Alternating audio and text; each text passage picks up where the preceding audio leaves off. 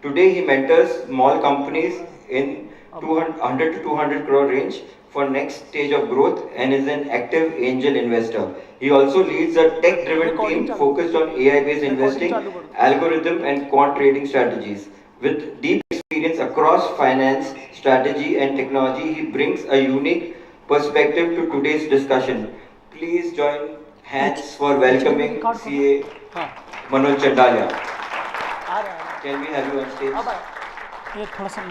With him, his son, will he accompany you? Okay. Welcome, Manoj.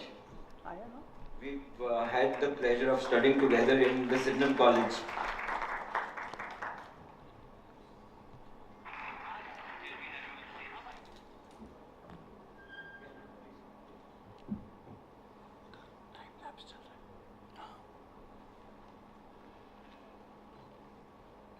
ये तो कुछ चलेगा. Hello.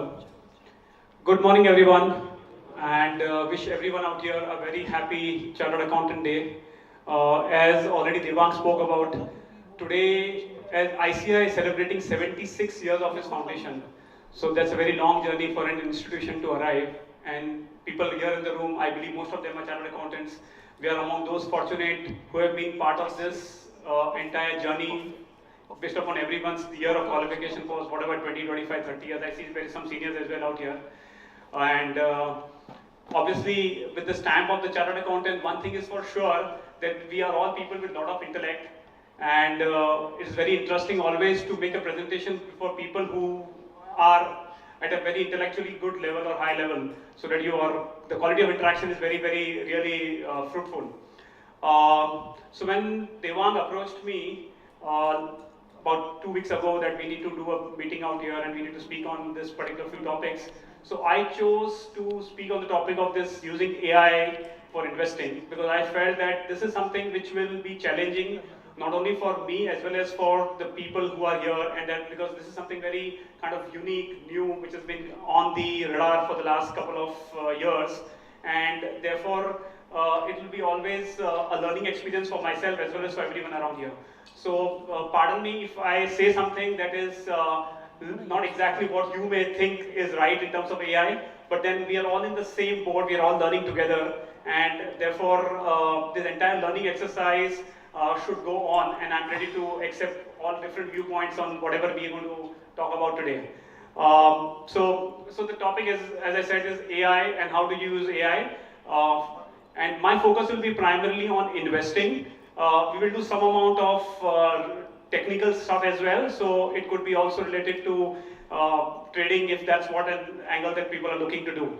The derivative side of using algorithm and AI will be covered by Devang, so we should reserve our questions and our queries on that part with Devang. Devang, am I right on that, right?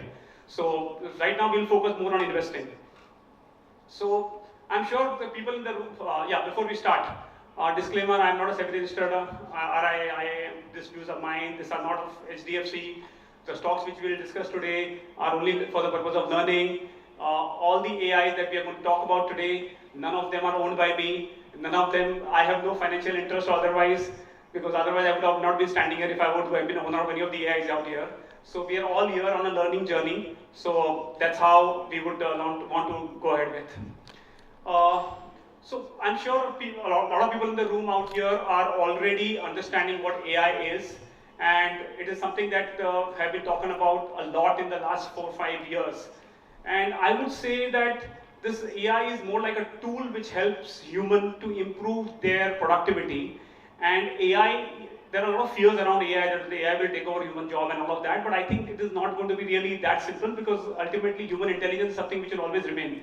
But anyway, I would actually term AI as a CA article clerk. So I'm sure we are all chartered accountants here. So we have done our articleship in our early days of our start of the career. So what was a typical an article clerk?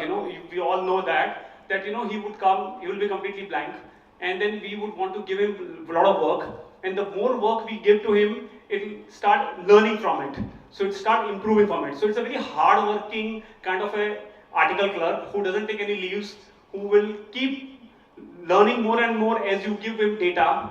And if you start paying him, which we all used to get some pretty sum about 30 years ago when we did our articleship, but in today's time, when I say when you start paying it, I would mean to say when you subscribe to some of these AI models that we are going to discuss today, it will give you still better results. So there will be kind of, when you pay to an article clerk a pretty sum, he is not that much inspired. But if you really pay him well, he gets inspired to work. So I would kind of, just trying to, because we are a CA audience, I'm just trying to get AI as a CA article who would work in your office. He is not someone who is going to replace you as a partner of a firm or someone who is going to be as a competition to you, but it will be someone who is going to aid you, help you to improve your productivity. So this is how I would rate AI in general in terms of how we perceive it or how we see it. Just a show of hand at how many people in this room have paid subscriptions to any of the AI models? Okay, I see about 4 hands up here.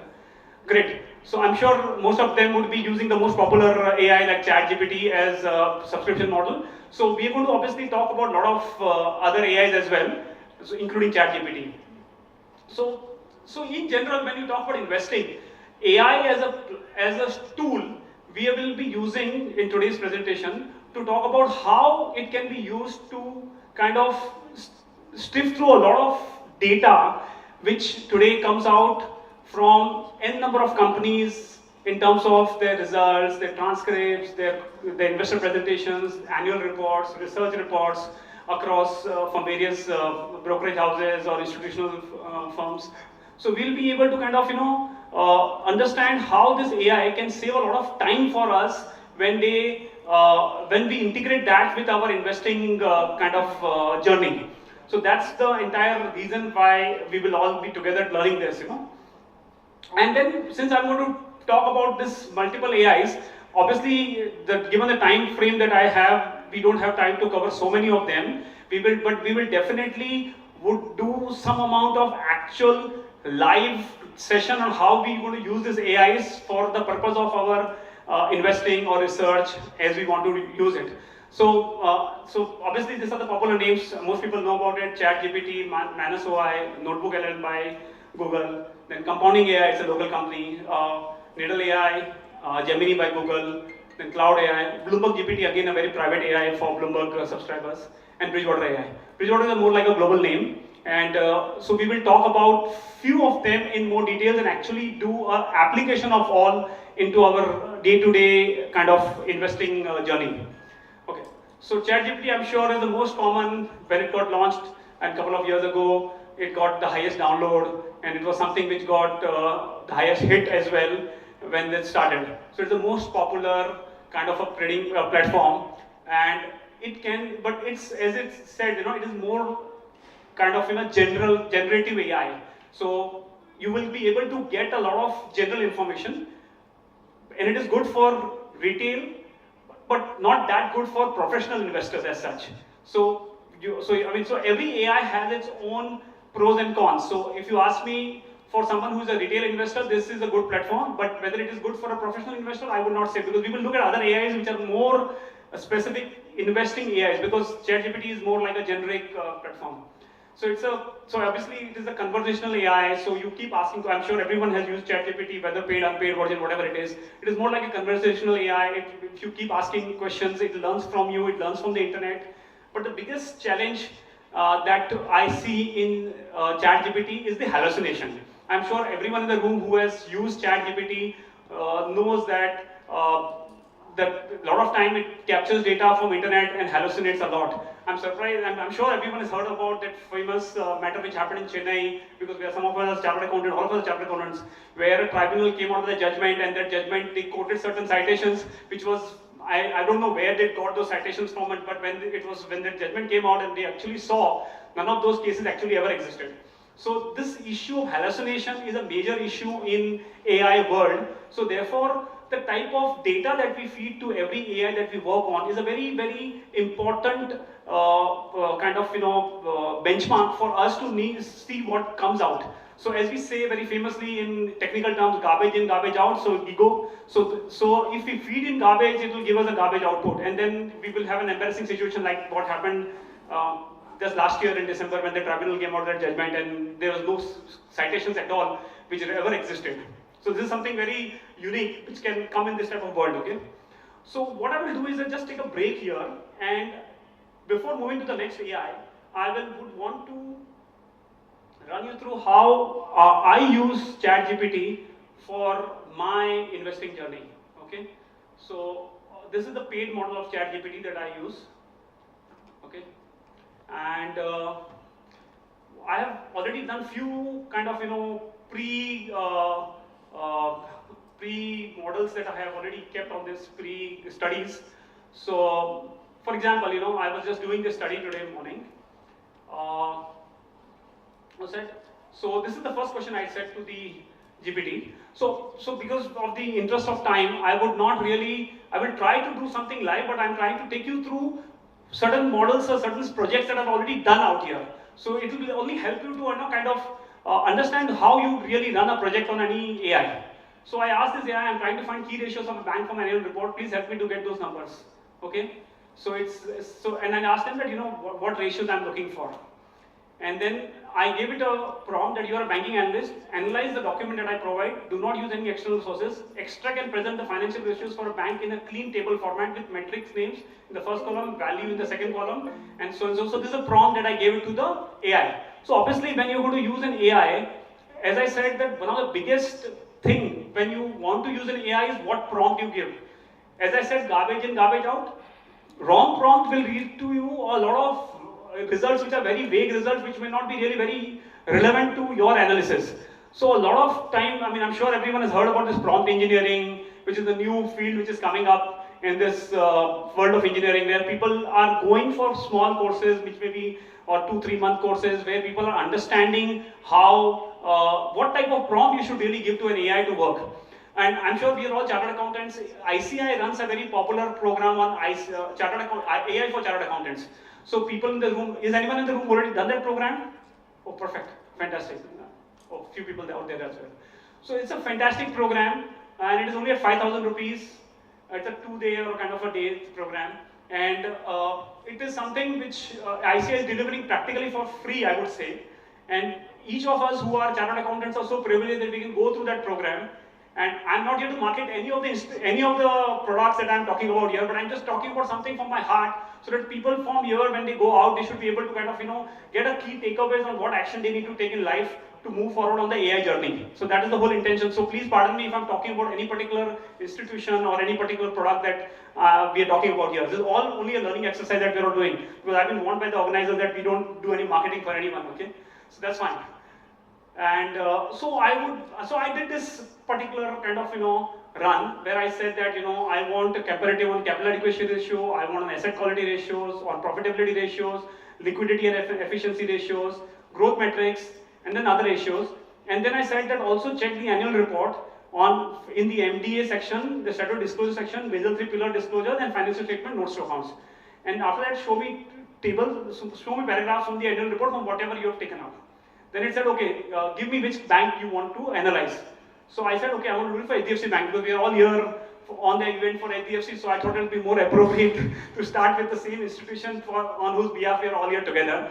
So there is no particular like or dislike to HDFC. Everyone is free to take all investment decision on their own in terms of whether they want to invest in HDFC or not, but I'm just giving a case study here, so it will be helpful for everyone to really understand how do you do actually run an AI model. And then I gave it the HDFC annual report to it. Obviously, as I said, the more data you give to AI, it will learn more and it will be able to kind of, give you more accurate information. So, yeah, I'll come to that. So, I was about to come to that, okay. So obviously, I'm sure everyone in this room understand this website called Screener, okay. I'm sure everyone had, if you have a free subscription, it's great. They have also paid subscription, you can go for it. Again, I'm not marketing any product out here, but it's a fantastic tool which everyone should have on their, in their hands for any particular serious stock investing that they are looking at. Okay, so I will just go and say HDFC Bank here. Okay, just answering the question which, yeah, so you would get everything, all information about HDFC Bank. It's a very fantastic tool. And if you got to the bottom of this particular page, there is something called as con calls, where they put in the transcripts, notes, and the PPTs, and the recording of phone calls. Again, they put here the annual reports. I'm sure everyone can see that, right? So there are annual reports, there are con calls, transcript, credit ratings, and all other news articles, whatever has got published or whatever corporate announcements which HDFC Bank has made. So it's all part of this information. So answering the question, Devang, you asked that where do you get the information? You get it from here. Obviously, you can also get this information from the official websites of BSE, NSE, but this is more organized. You don't have to really dig in too far and find out kidhar kya hai. They've kind of put everything on one page at one place. Yeah. Coming back to the question that I asked the GPT, so it says that these are the key financial ratios. So what it did. So if you look at the annual report of HDFC Bank, it will run in like 350 pages. Now I'm not really so much, I don't really have the bandwidth and the time to spend so much time on understanding one company.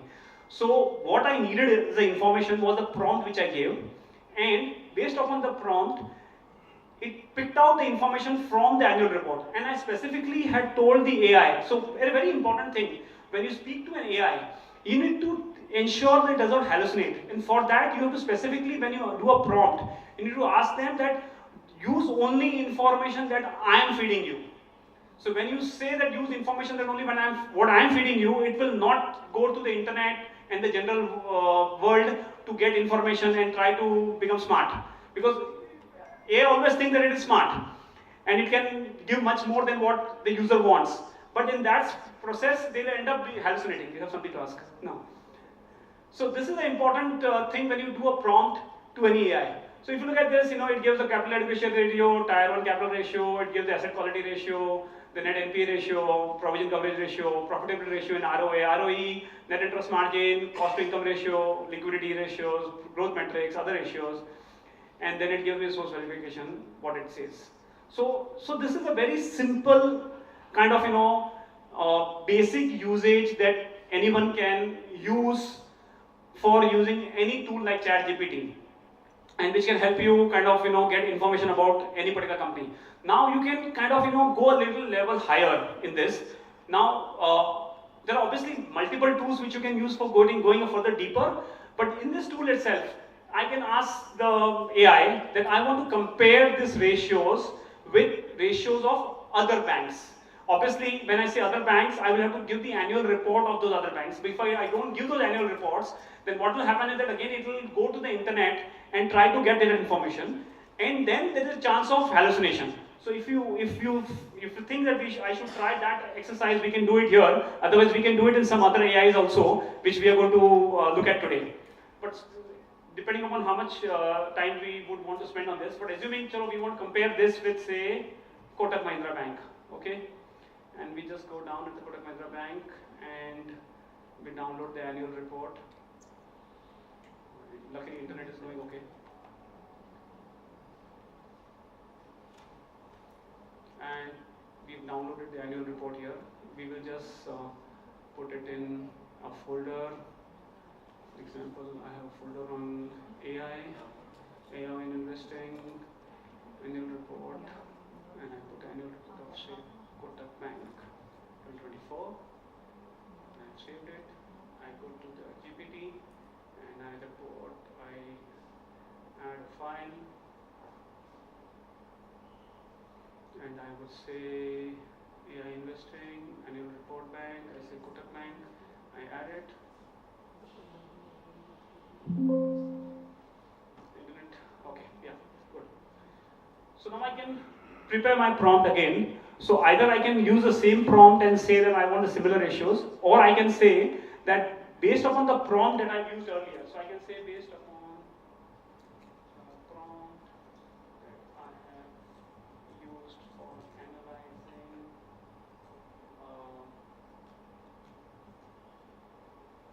HDFC Bank, analyze this bank and compare the key ratios extracted between both of them and give me a table to compare. Use only data provided by me, which is the annual report. So every time you'll have to tell the AI that don't use data from external sources.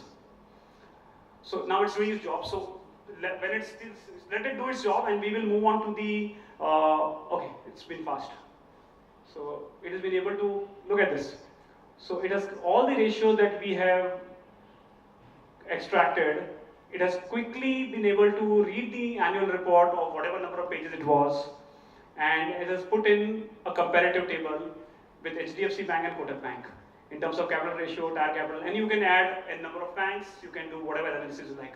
So the entire journey that you really want to do in investing world, you can use this type of tools to save time and kind of work fast. I would like to try to quickly move into the next AI because of in the interest of time. So let's get back to our presentation, and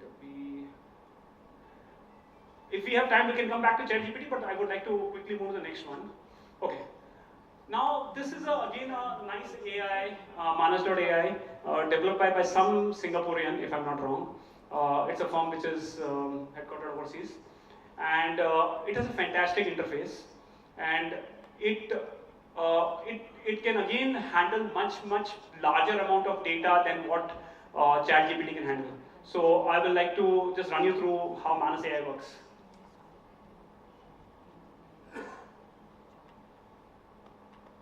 Okay, I also wanted to just, before we move in there, this is what I do in my kind of, when I work with any AIs.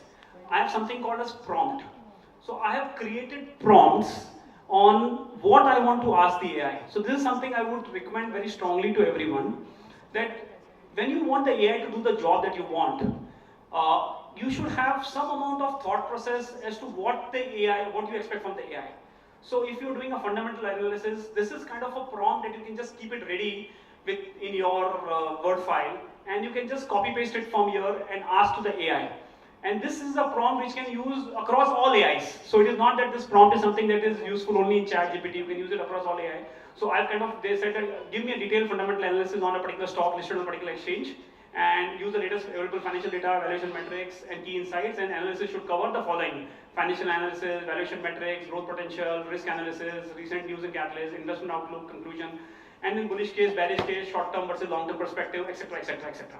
So you can actually run this type of analysis. Because of the lack of time, I don't want to really spend so much time talking about each and everything that you can do on AI, because we are all chartered accountants, we know how we can pick up the AI very quickly. But if you have a kind of prompt, and honestly, this prompt is something that I have also learned from the AI itself.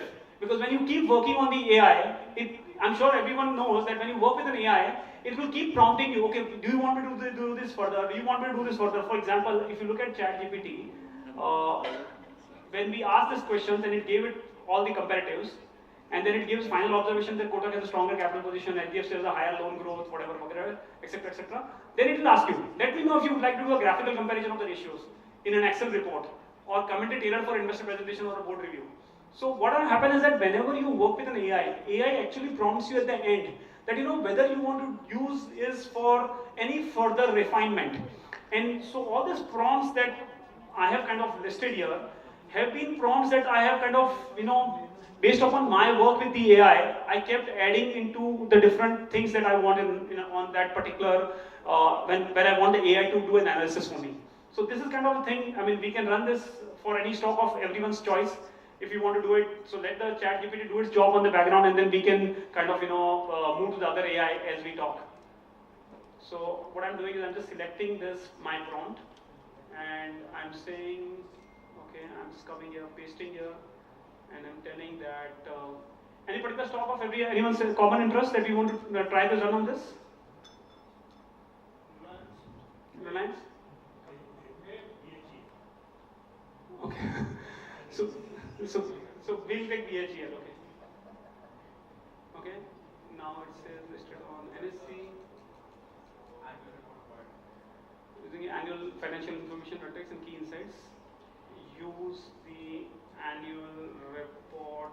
Now here again, if I'm going to now restrict it to use only annual report, a lot of questions which I want it to answer. For example, investment outlook and conclusion. It's a bullish case, bearish case, short-term, long-term perspective. It may not be able to give you exactly that viewpoint using the annual report.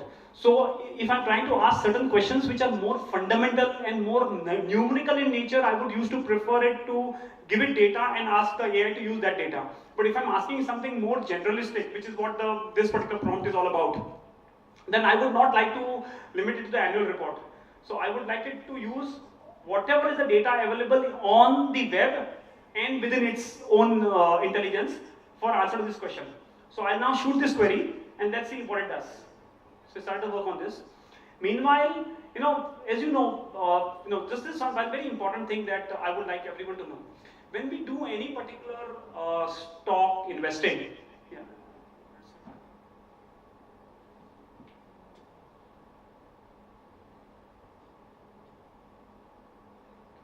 Let's see.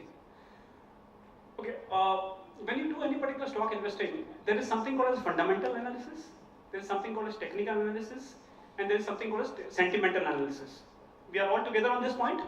So there is a funda, there is a technical, and there is a senti. So any stock price movement is always driven by these three particular different kind of scenarios. So what right now we are doing is pure fundamental analysis. So ideally, when you take a decision on whether you want to invest in a particular stock or not, you would want to do the analysis on all the three fronts and take a final decision whether you want to really invest or not. So we will see how we can use this AI to also give its input on the technical setup for a particular stock and also on the sentimental part of it. So we'll just quickly run through that. Now, it has picked up the data from internet because I did not supply the report, and it has given this particular information, whatever is there. Obviously, there could be chances of hallucination, which is very common in something like ChatGPT. So it gave the entire information, and then it says what are the bullish case scenarios, capex cycle, etc., etc., and what are the bearish scenarios, and then it says the time horizon is short-term, volatile, may correct if results dip, and long-term positive if reform and capex sustain. And then it itself is asking that you want to compare this with L&T, BL, etc., etc. So this is how your AI will keep helping you to add fewer more ideas into your analysis. Now, as I was saying, that there is something called as fundamental that we just saw. We can use AI to also do technical analysis because obviously, as I said, you need all the three confirmations before you really put your hard-earned money in any particular stock, whether you want to buy or not. So there I would like you to just run it through this. Okay, so we can add a stock called, say, for example, Bale. Okay, so this is TradingView. I'm sure people know about this product. Again, I'm not promoting any particular product that I'm talking about in this presentation. People are free to choose what they like. Okay. Now, this is a particular chart of Bale. Okay, which is from TradingView. You can use any broker platforms. I'm sure HDFC Securities would have a similar product which they can offer.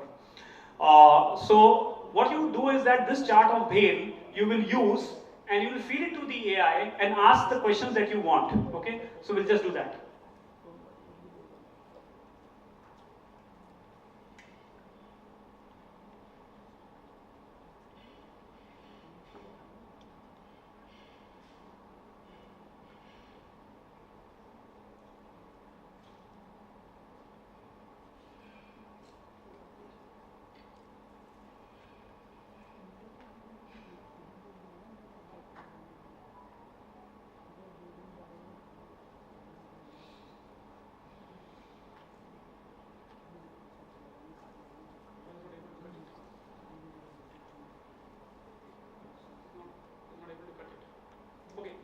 So it's not able to kind of, I'm not able to extract this information, but this should happen. I'm using the screenshot only.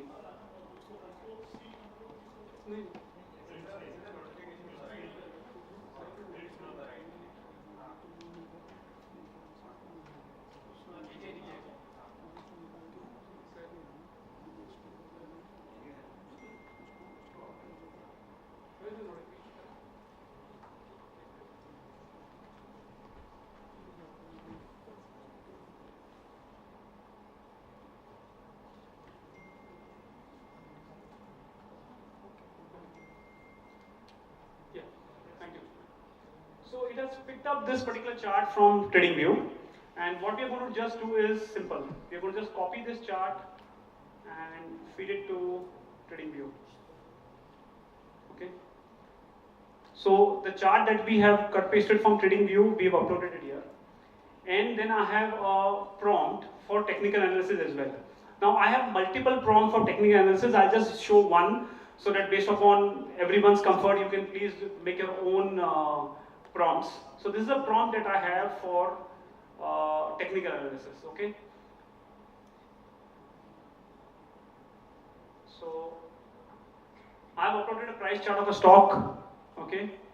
And again, I am wanting AI not to hallucinate, and therefore I'm talking about it. I'm telling it only use the chart that I have given to you, right? And then please perform a detailed technical analysis chart with the following focus. I want to identify the chart pattern, highlight the current trend, bullish, bearish, sideways, analyze the technical indicator based on the chart, RSI, MACD. So you'll have to obviously, when you whatever product you use for extracting the chart, you'll have to obviously have certain indicators put over there, because when you put those indicators, only then the AI will know what indicators we want it to analyze. So obviously I have set these indicators on my TradingView chart. So I put the MACD, I put the Bollinger Bands, I put my EMAs over it, and I put the volume as well on it. And based upon all of that I put, I'm asking it that based upon the recommendation, give me a clear buy, sell, hold recommendation, add a short term or a medium term price target, and also mention a viable risk, visible risk factor. Now this is what the AI is now working on. So based upon the chart that I have feeded, it's telling me what it feels could happen to bail. Again, this is no investing advice. So do your own due diligence before you take a decision on how you want to put your money in. So it's saying that there's a cup and handle kind of formation, rounded bottom between January to early May. There's slight pullback, consolidation, breakout of our resistance, confirms the pattern. So bullish continuation pattern. Current trend, stock is transitioned from bearish trend in mid-24 to bullish trend post. So I've just given it a 1-year chart. So you can feed the AI how much, whatever duration chart that you want. You can do it on, so I'm doing it on a daily chart. You could do it on a weekly chart. You could do it on a 15-minute chart. You could do it on 5-minute chart. So that's all your call, how you want to work as far as a chart are concerned. So it's saying RSI as this particular level. It is right now at 49.5. It's not oversold, it is not overbought, it is neutral to mildly bullish. It is saying MACD is at 12 and 26 MACD as this particular level. It's giving a bullish signal, and EMA 550 and EMA 200. It's showing a golden crossover earlier in May. So strong support on dips, interpretation is strongly bullish bias. So it's saying that the resistance at this level, resistance at this level, major resistance and immediate support and major support. And then it takes a volume confirmation as well, supporting the bullish trend. And therefore recommendation is buy or dip or hold. Confirm breakout above handle bullish pattern, and then it's giving a price target, and obviously then it's giving a risk factor. So this is how you can use even AI for technical analysis. Now again, you can use the tool that you like.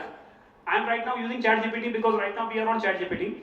So, but we will just quickly run through other tools as well. But this is something very ChatGPT is a general AI, will have good qualities which it can work on using the data that you provide to it, okay? And the last thing, as I was talking about, you would also want to see that what is the sentiment on that particular stock. So you can ask, again, this is a prompt that I use, that, or maybe we'll try this, okay? This is a prompt. So I'm saying that conduct a sentiment analysis on the stock, based on the latest news, possible valid reasons for sentiment classification, etc. So it is doing its job. So you can use one AI, so any of the AIs that you want to use, you can ask it from various angles at what you want to see on fundamental side, technical side, sentiment side. Okay, so it's already here. So it's saying that it got a major order of 6,500 crores from Adani Power and 3% on this news. Okay, it will also give you the source of the news. This is very important, that whether it's hallucinating or not, you can actually check. Because if it's hallucinating, you would know that the source of the news is right or wrong. And there is a lot of technical interest in this whale. There's short-term buy list of some few websites called Market Mojo and some investing. And there is a breakout pattern which some speculation analysts have on this website called Bytes. So do your own due diligence before you kind of decide whether you want to really buy the stock or not. There's a strong trading activity saying that 9.7 million shares traded, which is robust volume, etc., etc.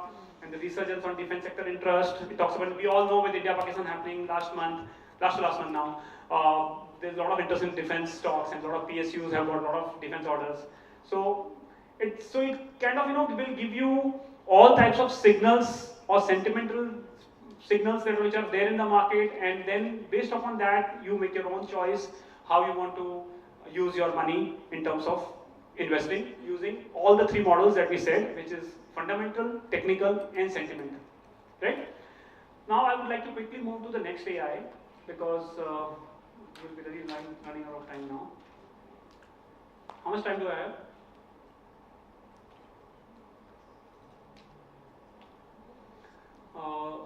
Let's look at Manus AI. Okay. Now, again, the good part of this particular AI is that you can feed whatever information that you want, and based upon that, it will, and the prompt that you give, it will kind of run through the entire internet using the information it can gather, and it will also tell you what it has done and from what source it has got that information.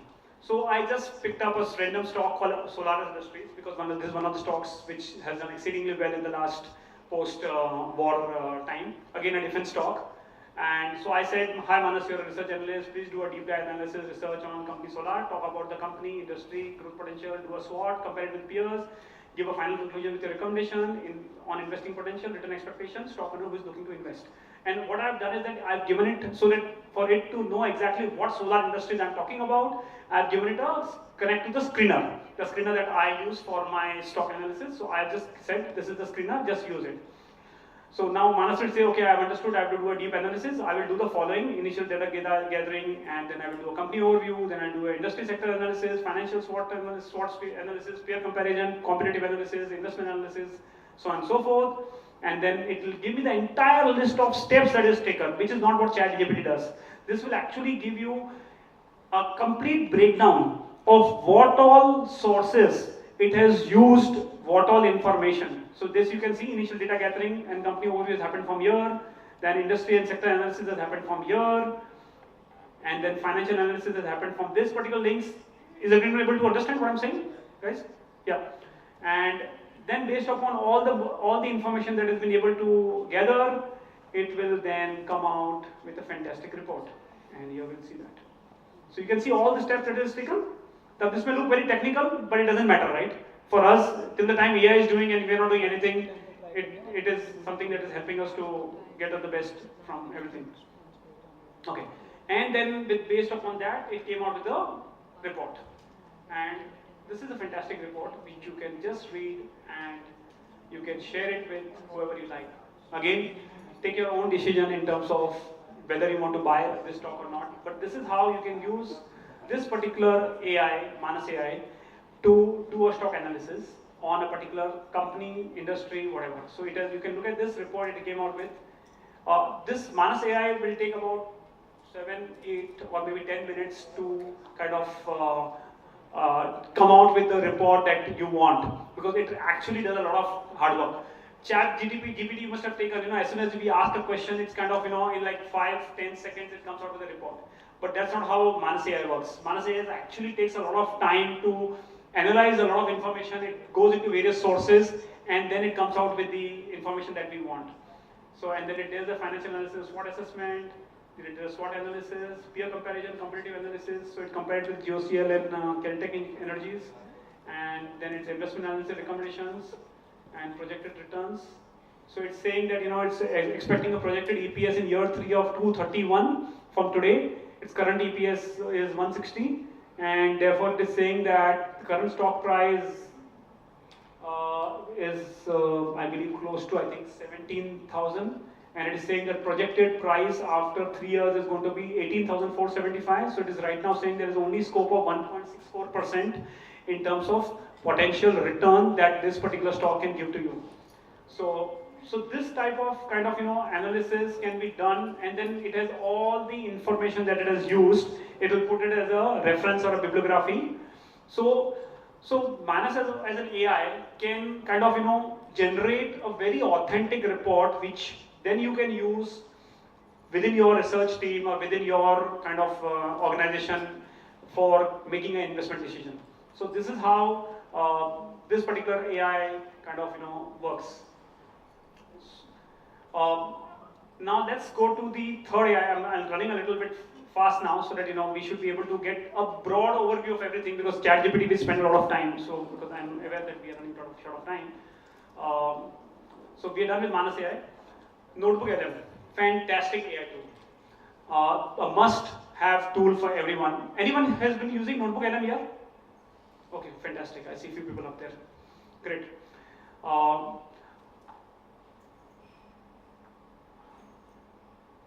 Okay, so this is NotebookLM for you. This is a very, very beautiful product. Again, developed by Google. Now this is the one that I'm using is a free version. What basically it does is that you can create projects for any particular kind of research that you want to do. So for example, I have created 3 projects. So HDFC Bank, we've already seen in somewhere else, so I will right now again get to the HDFC Bank, but you can create whatever projects you like. So I've done 2 projects, one on brokerages and one on EMS sector, okay? Now since we are all here on behalf of HDFC Securities, since though HDFC Securities is not listed, we will still want to see how other brokerage firms perform. So first of all, before I get into this, how do you do it? So you just go here and say create new, okay? So this is a kind of a page which will open as soon as it says that you want to do a new project. And then it gives you an option to upload various PDFs. So obviously, you'll have to do your own hard work. I use Screener, as I already told. So for example, if I want to do a research on, say, brokerages, I go there and I say Nuvama, Wealth, and I go down here and say stockbroking and allied services. So I have a list of all the stockbroking companies which are right now listed on the exchange. And I will sort it on market cap. So I don't want to really go into very small kind of micro cap or small cap or a mid cap type of company. So you choose what is your sweet spot. Based upon that, you can 5 minutes. So based upon what time you want to really, how much really you want to look at in terms of risk that you want to take. So it will give you a list of all the stocks which are on brokerage companies. Now you can go into each of these brokerage company stocks and you can download, as I shown earlier, there, for example, at Motilal Oswal I picked up, and you can download all the transcripts, etc.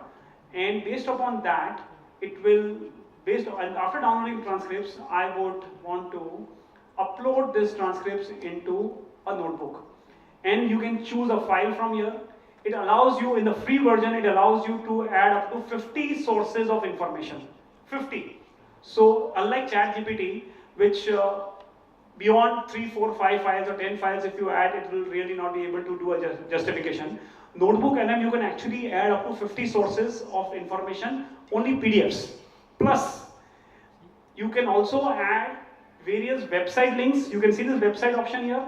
If you click on here, it will ask you what website you want to look at.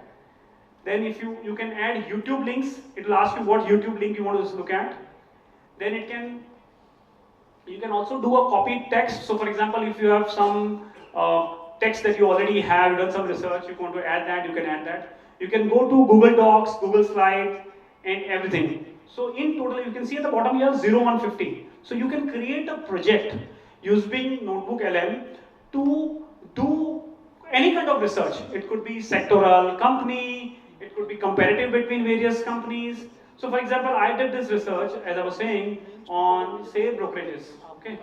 So I picked up, for example, Nuvama, Angel One, Geojit, IFL, Monarch, Motilal Oswal, Nuvama, whatever. So, and what I picked up was their transcripts, their con call summaries, their annual report, and I feed it all of this information to this LM. And then I asked this LM few questions. And based upon those questions, it prepared a report for me.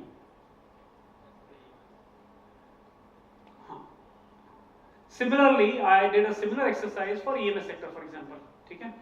Again, EMS, so electronic manufacturing services is a very popular sector in today's market. Dixons and the Ambers of the world are being chased today by all the investors. So I did a similar analysis for EMS sector using those companies. So Mtron, Amber, Synate, Avalon, and Dixon, and all of this. So I picked up those stocks, I put in their reports, and again it came out with the entire analysis. Now the beauty is that once you have given all your sources, the page I showed you, where you can upload all the sources by saying create new, and then here you go and upload all the sources that you want. And once it generates the report, because we don't have time today, we're not going to look at the entire report, but if you look at EMS sector, you can actually create a podcast. And here it is.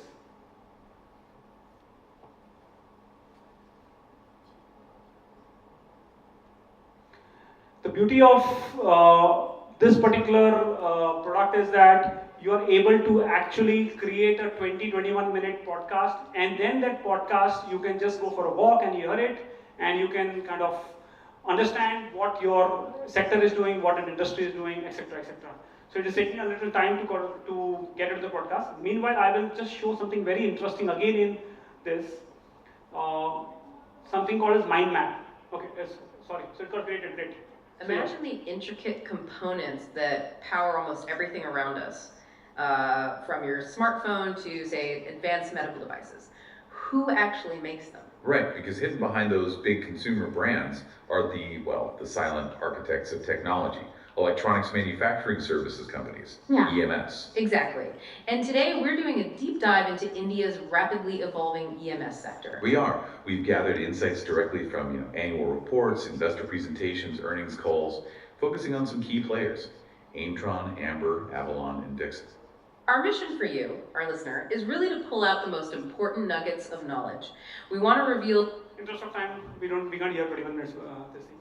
Okay, but you can also get into this podcast in an interactive mode. So you can see this small click here, interactive mode.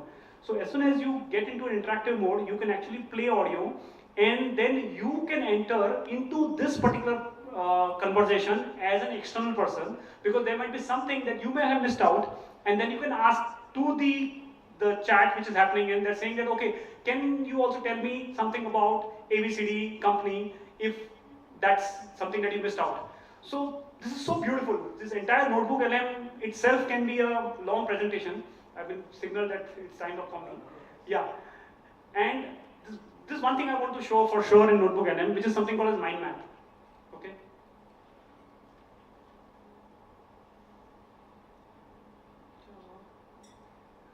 Okay, while it is trying to load the mind map, this is, okay, so it's still generating. So you can see here, it's generating a mind map.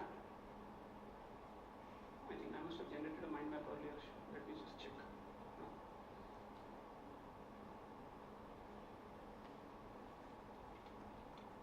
So mind map is something that we will look at. You can also kind of,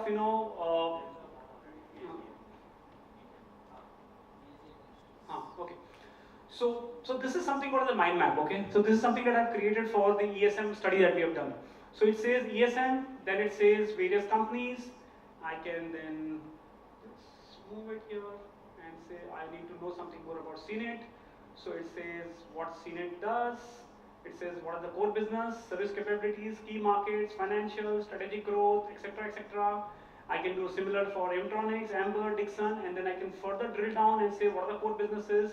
They are into LED manufacturing, end-to-end solutions, engineering enterprises, operational excellence, and then I can do a similar exercise for, so example, say Amber, and it will say what Amber does, what are the divisions that Amber has, and I can say, so they are into consumer durables, electronics, railway subsystems, etc., etc. So this is a very, very, very interesting kind of information that this can help you generate, and it can tell you in a pictorial form, that is true in terms of what that company does. So you create podcasts, you create mind maps, you can create notes, you can create FAQs. There's another option here where you can actually go and create an FAQ.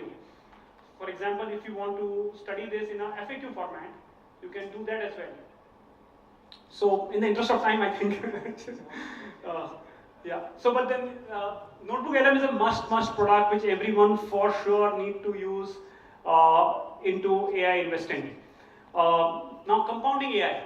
So this is another AI. I would not like to touch much on this, but this is just set up in January 2025, and it is still coming up. So this is a 100% Indian company, not promoting them, but they have curated the entire database of NSC, BSc, uploaded the entire con call transcripts. So all the hard work that we end up doing using AI, they've already done that hard work.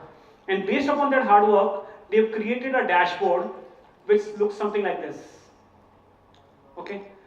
So, for example, I just did a comparative today morning on saying, so this is a dashboard which has entire information on what you like. So you can go to company announcements, and whatever company announcements are happening right now live. So you can see 11/17 Mahindra & Mahindra gave an announcement, it will give you that information. You have an earning dashboard as well here, where you can go and see what earnings are expected based upon the stocks that you're watching. So I am watching, for example, this stocks. So it will tell me what stocks, what earnings are coming up. Then you can do also something called as forensic on any particular stock. For example, I select Reliance. Give me last 2 minutes. Okay. So for example, Reliance, it can give me a con call summary of a Q4, Q1, Q2, Q3, whichever financial year I want. They have uploaded data for the last 4 years, since 2021. And then you can do a forensic as well on this particular stock. So they have 6 tabs on which you can do forensics. So these are all AIs. The whole idea is that AI as a world is so developing that every single day you will have a new AI coming up, which will have certain functionalities that addresses the issue that you were facing, for example, in a particular kind of industry in terms of analyzing what you want to do. Again, I don't have time, so I will not now take you through the other, live AIs that I use for my analysis. There is one which is Needle AI. Gemini is known to everyone. Claude is known to everyone. Bloomberg is very proprietary in nature. So whoever are Bloomberg users who out here can see Bloomberg. Then there is Bridgewater. Okay. So end in end, this is how I like to conclude that the journey in AI has just started now, and there is so much which is happening in this field. You will have new AIs which will keep coming, and you'll have to keep upgrading and updating yourself. This reminds me, 30 years ago when I became a chartered accountant and I started my investing journey, we used to keep buying all the different journals. You had Dalal Street, you had Business Time, you had Business Today, and all of those journals that we used to subscribe or buy at that point of time, just to get ideas about what is happening. So you should think that your investment in AI today is something similar to what we used to do 30 years ago when we used to buy various business magazines. And based upon that, you can really improve your skills, improve your investment decisions, and in that sense, achieve greater things in life and be wealthy. Thank you very much, everyone.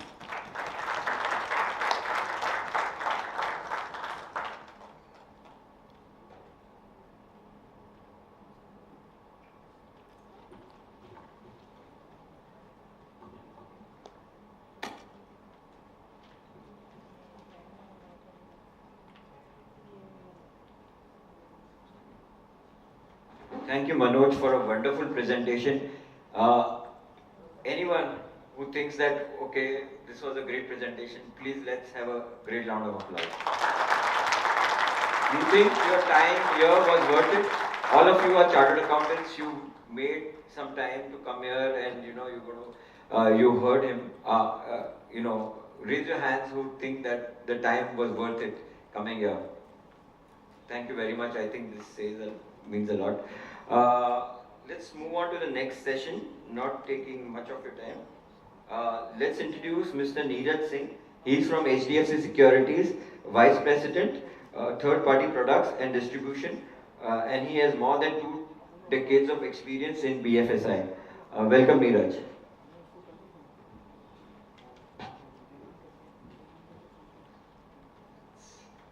Close to good afternoon, but good morning, everyone. How are you feeling? So first of all, it's a CA day. It's a day all about you.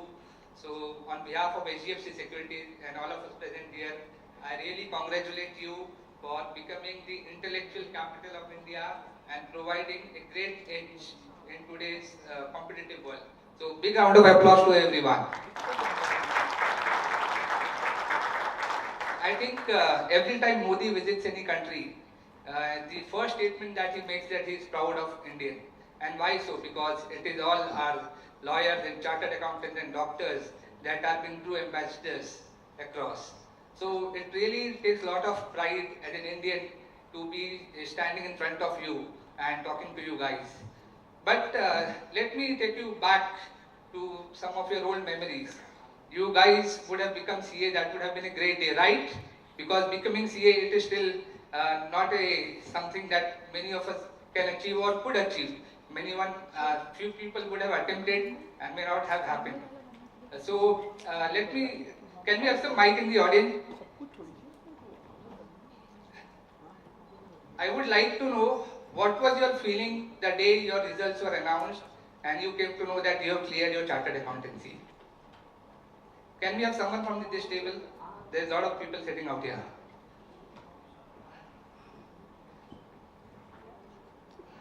Let's do some memory jog. Sir, you would want to speak? Yeah. Sir, here. It's always... Your name? Yeah, my name is Sandeep Chandalia. Welcome, sir. Manus, my brother, my team is here. Thank you. Thank you, Devang, for inviting us. So, the feeling was that I don't want to get back to doing this stuff of reading all the books again.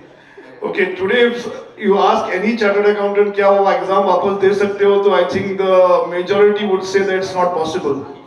So it's once done and dusted. Everyone has gone through a lot of trauma, and we really rejoice this. It is like getting Independence Day for every chartered accountant. So I think everyone agrees for this. Thank you very much. Good one. I mean, we cannot have any kind of reply better than this. So big round of applause for him. Now, any CA who had some or the other person in the family as CA, I would like to speak to him. Anyone, please.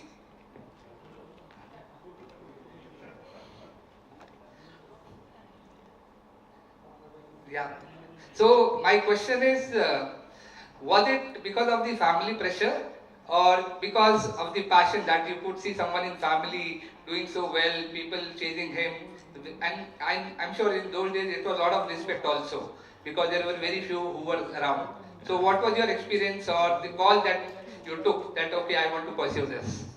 Pursue with what? Chartered accountancy. Chartered accountancy. Oh, I pursued with chartered accountancy because those days there were very less options.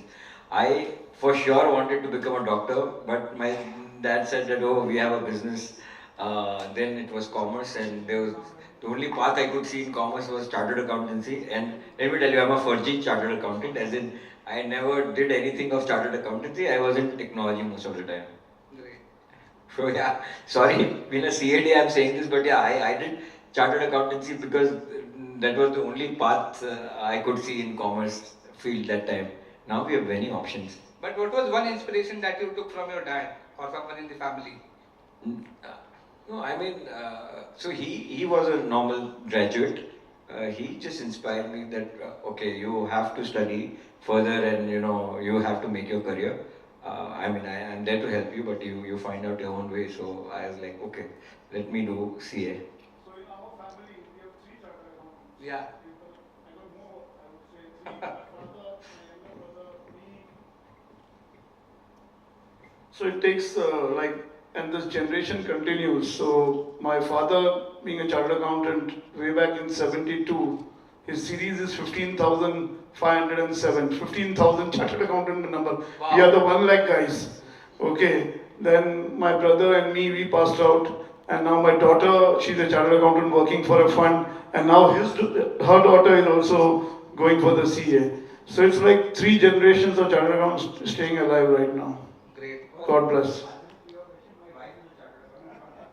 Great connect. So the pressure is always there. Okay. So the pressure was that whether you're going to practice, take my practice forward, or you're going to do something new, वो सब होने वाला ही है life में. And what I did, my daughter didn't do anything of that. and what I did, my father must have not done. So yes, something different happens always. Great. Thank you. Thank you. Someone from the female, because I mean, any good start, it is always with the lady in the house. So can we have some lady volunteer who would like to speak? Ma'am, your name please. Neha Khator. Welcome ma'am. So how do you feel today being chartered accountant, and whether we like it or not, but it's a male dominant society. So to be a professional, how do you have your day-to-day experience in this world? To be honest, I would not like to be, discriminated at male or female something. But out of experience, I would like to say, of course, it is, as the sir said, first, I really feel relaxed when I got to know, okay, I'm cleared, and for sure, I need not to go back to all my study book. And very second day, I started missing that. So for me, basically, I actually enjoy studies. So I didn't feel bored of. And yes, nowadays also I'm learning. Each and every single day come up with a new experience. So keep enjoying the journey. Amazing. Big round of applause for her. I can see one more hand going up there. Come on, it's a CA day. Let's have more interactive talk rather than the presentation that we'll cover. Ma'am, your name please. Hi, this is CA Manisha Chaudhary. I took around 10 years to complete my CA. I completed my intern in 2015, but I took around 10 years patiently. I was waiting for this day that I will become a CA. And my dad was rickshaw driver, and he always used to say that I wanted to see as a CA. And I was not in a good financial condition so that I can complete my CA final. So I took a break of around 10 years. I was doing job also, and I was working somewhere as a part-time consultant. But still I was patiently waiting for this day that I will do this. I can't give up. And in 2024, I finally got my degree. And I feel like now I am relaxed. Still, sometimes I feel like I have to go for exam, or so that fear is still there. But it was journey of patience and the dedications. Truly motivating story. Big round of applause. Thank you. And big round of applause for her father, because he mentioned that he was a rickshaw driver. So to motivate and to push someone to achieve their passion and dream, it's a big thing. So hats off to your dad, man. So without taking much time, yeah, I have one more. Just a small. Ma'am, your name please. Yeah, myself Amruta Saswadkar. Yeah. I just wanted to add one sentence. You asked about how you feel. Yes. I'm not a fresher. I've completed at least 25 years now, but still I do get the traumatic dreams that I have to appear for an exam. 25 years, but I still haven't gone out of that trauma. Thank you. Thank you, ma'am. I only hope if we would have had someone from the CA Federation to take this feedback and make the exams more lighter for the coming generations.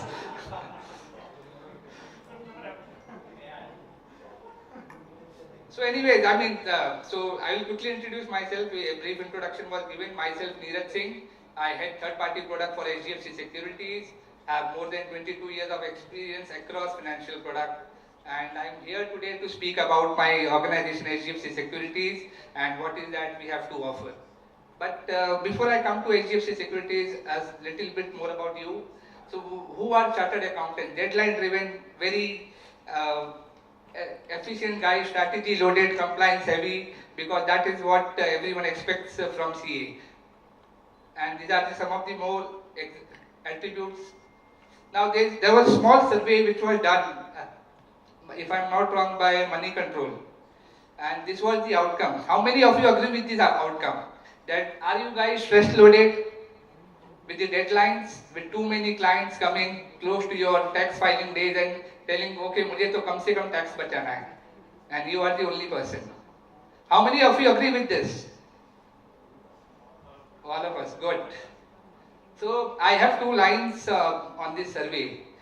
तो ये खुदा से ना कहना कि मेरी मुश्किलें बड़ी हैं. ये खुदा से ना कहना कि मेरी मुश्किलें बड़ी हैं, क्योंकि मुश्किलों से बड़ा मेरा खुदा है. So all the clients, they reach out to chartered accountants ki theek hai, whatever rules, whatever laws you want to make, you make. But ultimately, it's my chartered accountant who is able to save money for me and allow me to pay the lowest possible tax. But I mean, while doing this, you guys also do a big favor to nation by giving a good amount of tax collection and being very loyal to the exchequer. And in a way, you are contributing to country's growth, country's development. So big round of applause for that as well.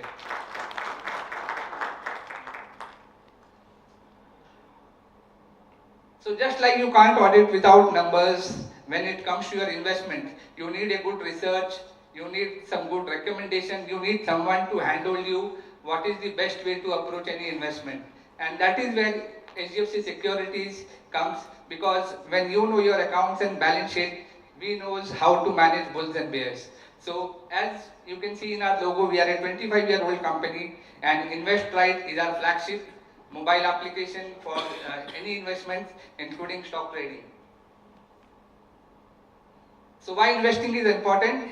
Because India is all about data. I mean, today we have become the gold mine for the entire globe, because we won the rich demographic dividend that we have, plus anything to do with investments or any manufacturing, anything, it always boils down to big numbers, and that is what attracts all the countries to India.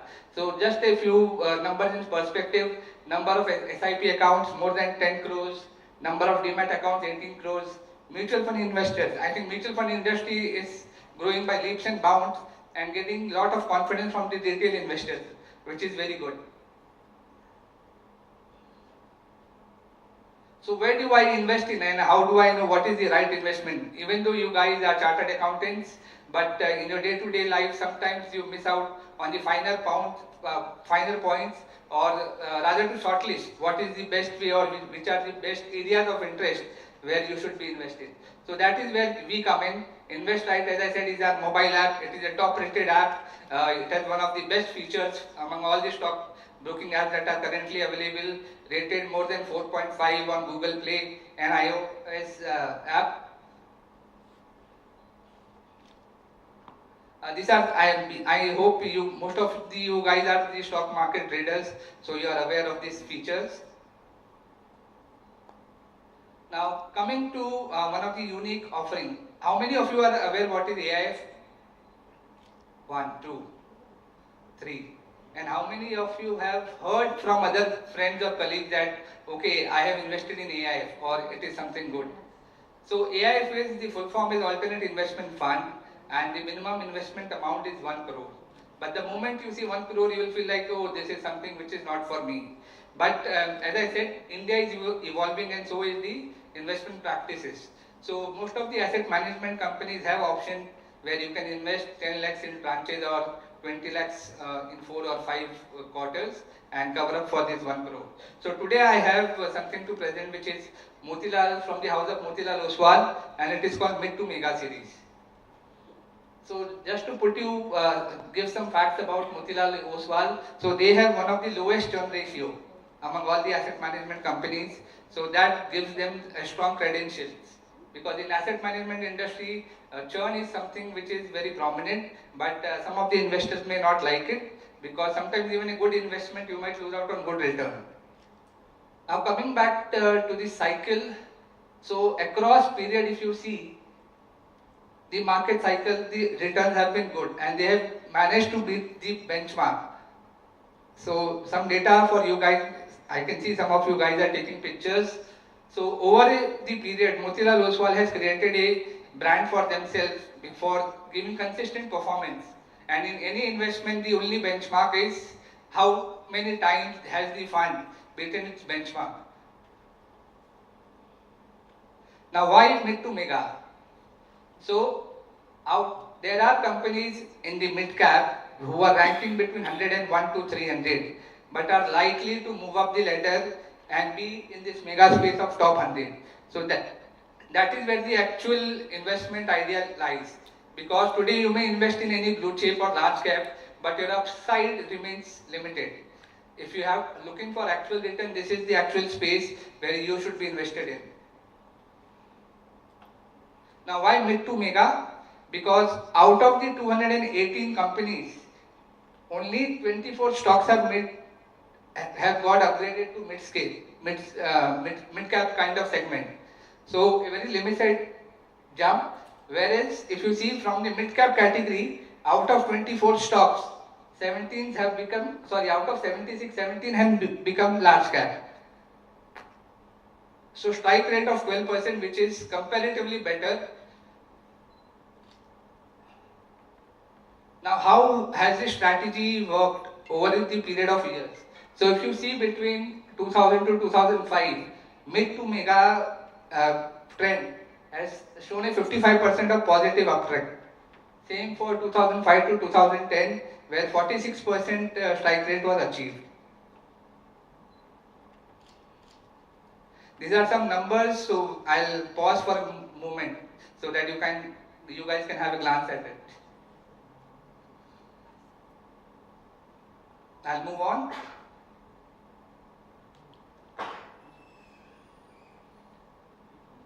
So in mid to mega strategy, Motilal Oswal has taken a call that they can go up to 30% into unlisted space.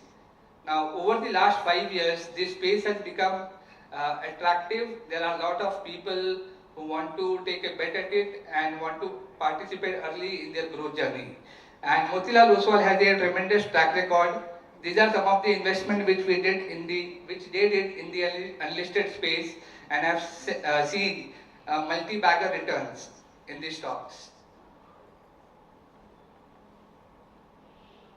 So why mid to mega now? Because all the market indicators are favorable to us, be it US dollar stabilization, which has from 87 has come down to 84, and US 10-year yield, which has again stable from 4.7 to 4.36. Brent and dollar index again showing the same kind of response. So what is Motilal Oswal mid to mega strategy? So they will look for the companies who are into China plus one, where a lot of global companies are looking to have exposure outside China in order to diversify and have a better exposure and delimit their risks. Make in India as a concept has worked well for us. Financialization, as I said, there is a lot of premiumization which is happening. The mutual fund industry is just one example. The number of demat account, the number of FD or savings account is only multiplying year on year. So as I said that Motilal Oswal has a good track record. These are some of the stocks and the kind of returns which has been generated by them. So this speaks a lot about their strategy and their approach in terms of their portfolio construction.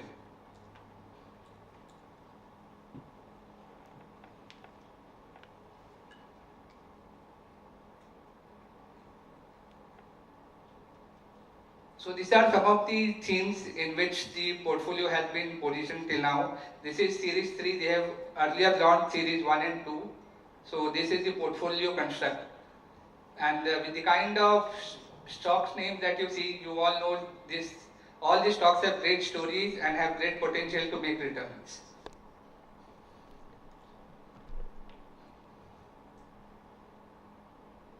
A small snapshot about their performance. As I said, Motilal Oswal is known for beating their benchmark. So 1 year, 2 years, 3 years, they have given consistent return. So that's the name of this team and few attributes if you are looking at the investments.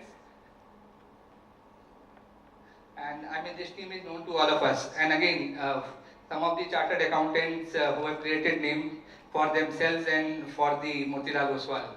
So that was in brief from my side. Looking forward for your support and wishing you all a great future and a very happy CA day. Big round of applause. Thank you.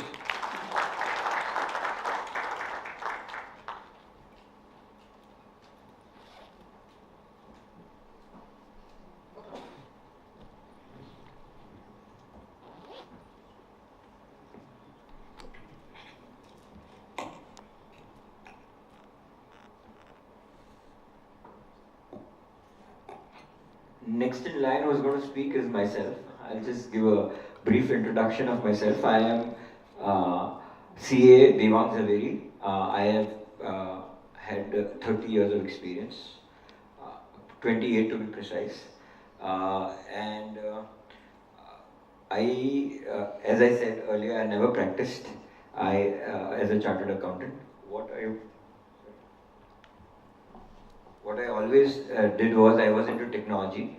I have had worked with companies like Oracle, Deloitte, GE. In my last stint, also Royal Bank of Scotland, and in my last job, I was with Rabobank as the Chief Technology Officer. Since last 10 years, I am into AI, as in you can say algorithmic trading, which now people synonymously say as AI, but yeah, for me it's still algorithmic trading. So I've been doing that.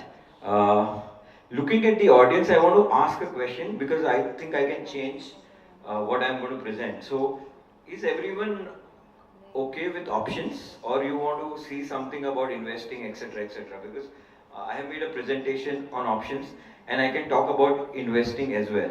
So, I mean, are everyone okay with options? Can I get a raise of hands? Options is okay, okay, then that's good.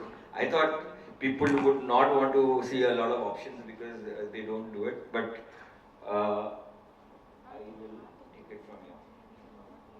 Do you have a slide change?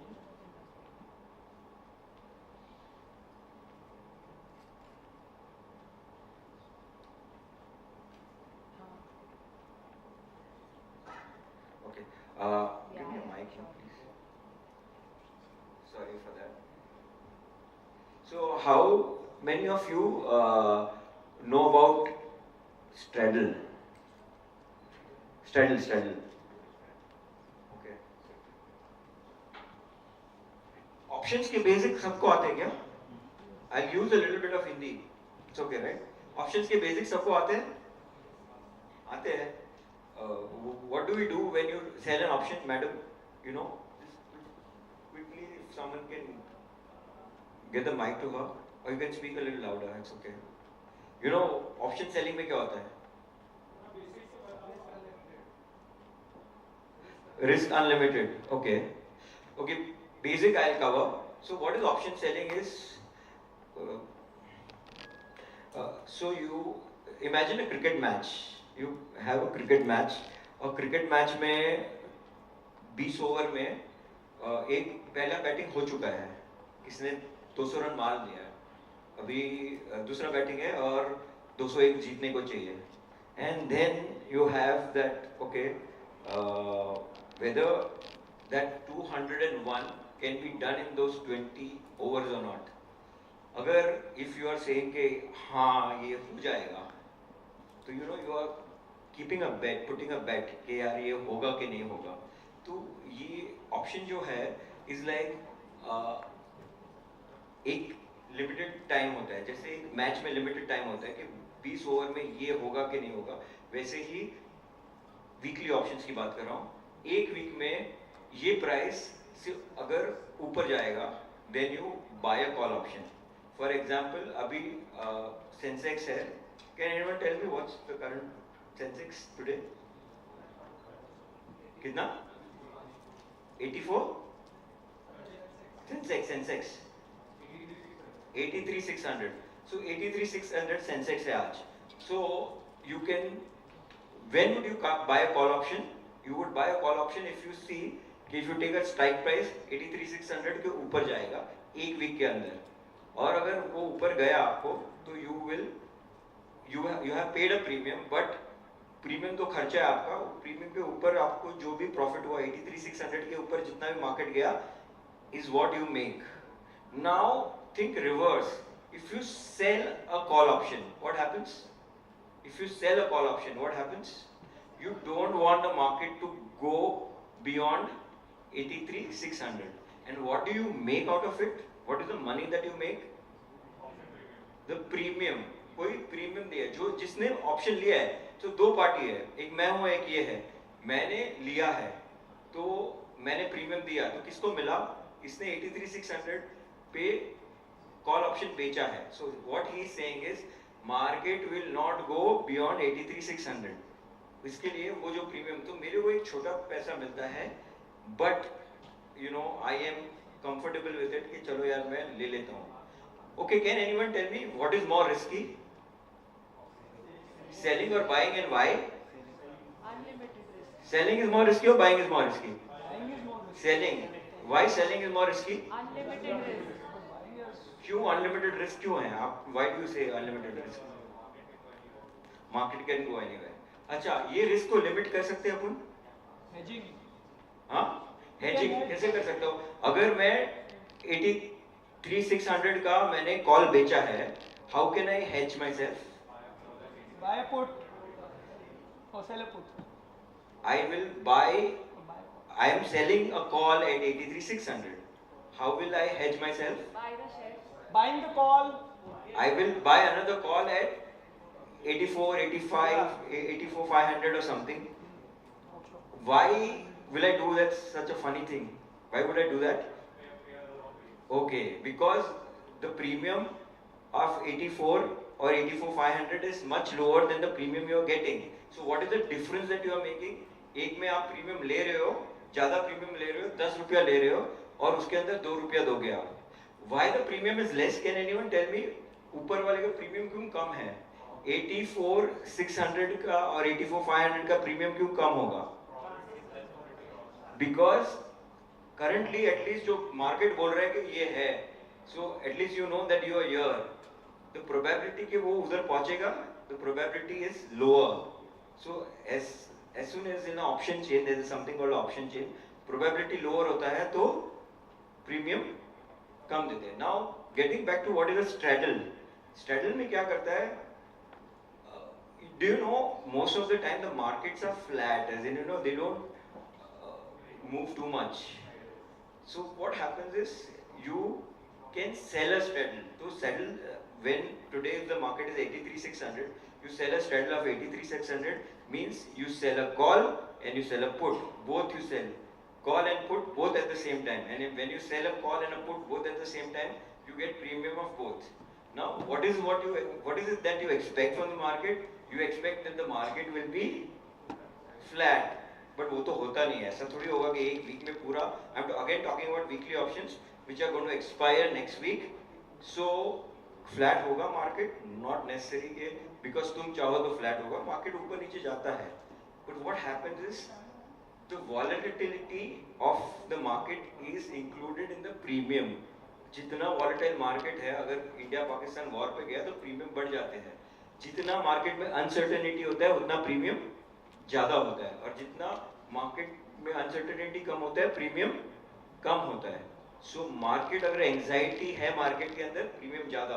Market के अंदर anxiety कम है तो premium कम. So again problem है कि अगर anxiety ज्यादा है, कुछ outcome is not known, the moves also will be very high, right? So if you take a risk, it's not a sensible risk to take. So what you do is you sell straddles and you expect कि वो straddle एक range में move करेगा. And when you will be profitable? If you sell a straddle, when you will be profitable? अगर the premium you get, if you get premium, तुमने 100 रुपये में बेचा, for example, sorry, 300 रुपये में कॉल बेचा, 300 रुपये में पुट बेचा, so you got 600 rupees. Now you want that the market should not move beyond 600 rupees. 600 रुपया मार्केट मूव हुआ तब तक आपको लॉस नहीं होगा. 600 पॉइंट से ज्यादा मूव हो गया, मार्केट वो एक्सपायरी आ गया, then you are at loss. तो जितना प्रीमियम मिला उससे ज्यादा मार्केट मूव होना नहीं चाहिए. That is what your expectation is. Okay, now we have created a simple strategy, straddle plus risk management, and it is called iron fly. What is risk management? That overnight if you take something risk, एक week के लिए option लेते हो, बेचते हो, and next day अगर कुछ हो गया suddenly, you can go bust. Okay, so क्या है, we have taken some hedges. एक hedge लेते हैं. The hedge that we have calculated is 3%. कि 3% ऊपर का, एक 3% नीचे का एक hedge लेते थे, और वो hedge लेने के साथ you sell and you see. So what strategy I'm going to show you is, which we run also. It's based on index, Sensex. It's a positional trade. It's not an intraday trade. वो position लेके जाते हैं till the expiry. We enter every day at 12 o'clock in the noon. दिन में 12 बजे we enter that trade. We short ATM strike. We ATM strikes, not strike. Both call and put दोनों बेचते हैं. Straddle बेचते हैं, दोनों बेच देते हैं. We long 3% OTM links. वो जो straddle है उसको iron flag बनाने के लिए, जो अगर एक बार ये ले लिया, hedge ले लिया, उसको iron flag बोलते हैं. तो hedge ले लेते हैं 3% नीचे. कल उनके market 10%, 15%, 20%, whatever, let the market do whatever it wants to, but we are safe. Beyond 3% is not out. And you know, if we are both the legs and one leg goes, तो वो दूसरा leg का तो पैसा full आएगा, because अगर ऊपर भाग गया मार्केट, तो जो आपने कॉल बेचा है उसका तो फुल पैसा आ जाएगा. जो पुट बेचा है it'll go for a toss, but not beyond the 3%. Is everyone with me? Okay. We have 90% of target. जितना प्रीमियम लिया, हाँ, नहीं, कुछ बहुत कम लॉस को कवर करेगा, but we are taking that risk. उतना रिस्क ले रहे हैं मार्केट के अंदर, because otherwise if we take a 1.5% hedge, they are very expensive. Then it is not materializing कि बस कमाने को कुछ ज़्यादा मिल नहीं रहा है. Okay. We are taking a 90% target. Okay. Let me tell you, call बेचा है, पुट बेचा है, कॉल 300 में बेचा है, पुट 300 में बेचा है. When I say target is individual leg target, मतलब 300 रुपये का 90% अगर एरोड हो गया, 10% ही बचा है, मीन्स 30 रुपीज बचा है, बी स्क्वायर ऑफ, जितना घर पे पैसा है ले लो. Understood everyone? ईच लेग पे टारगेट है, and stop loss is also in each leg. 20% stop loss in each leg. Yes, हाँ,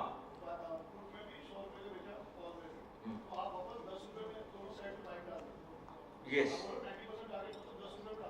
बाइंग है अभी स्क्वायर ऑफ, या स्क्वायर ऑफ, दोनों तरफ नहीं, मींस कोई भी एक side we get, for example call है and the market we sold call and the market is going down down down, तो कॉल का प्राइस जो 300 था वो 30 रुपया हो गया, then we square it of.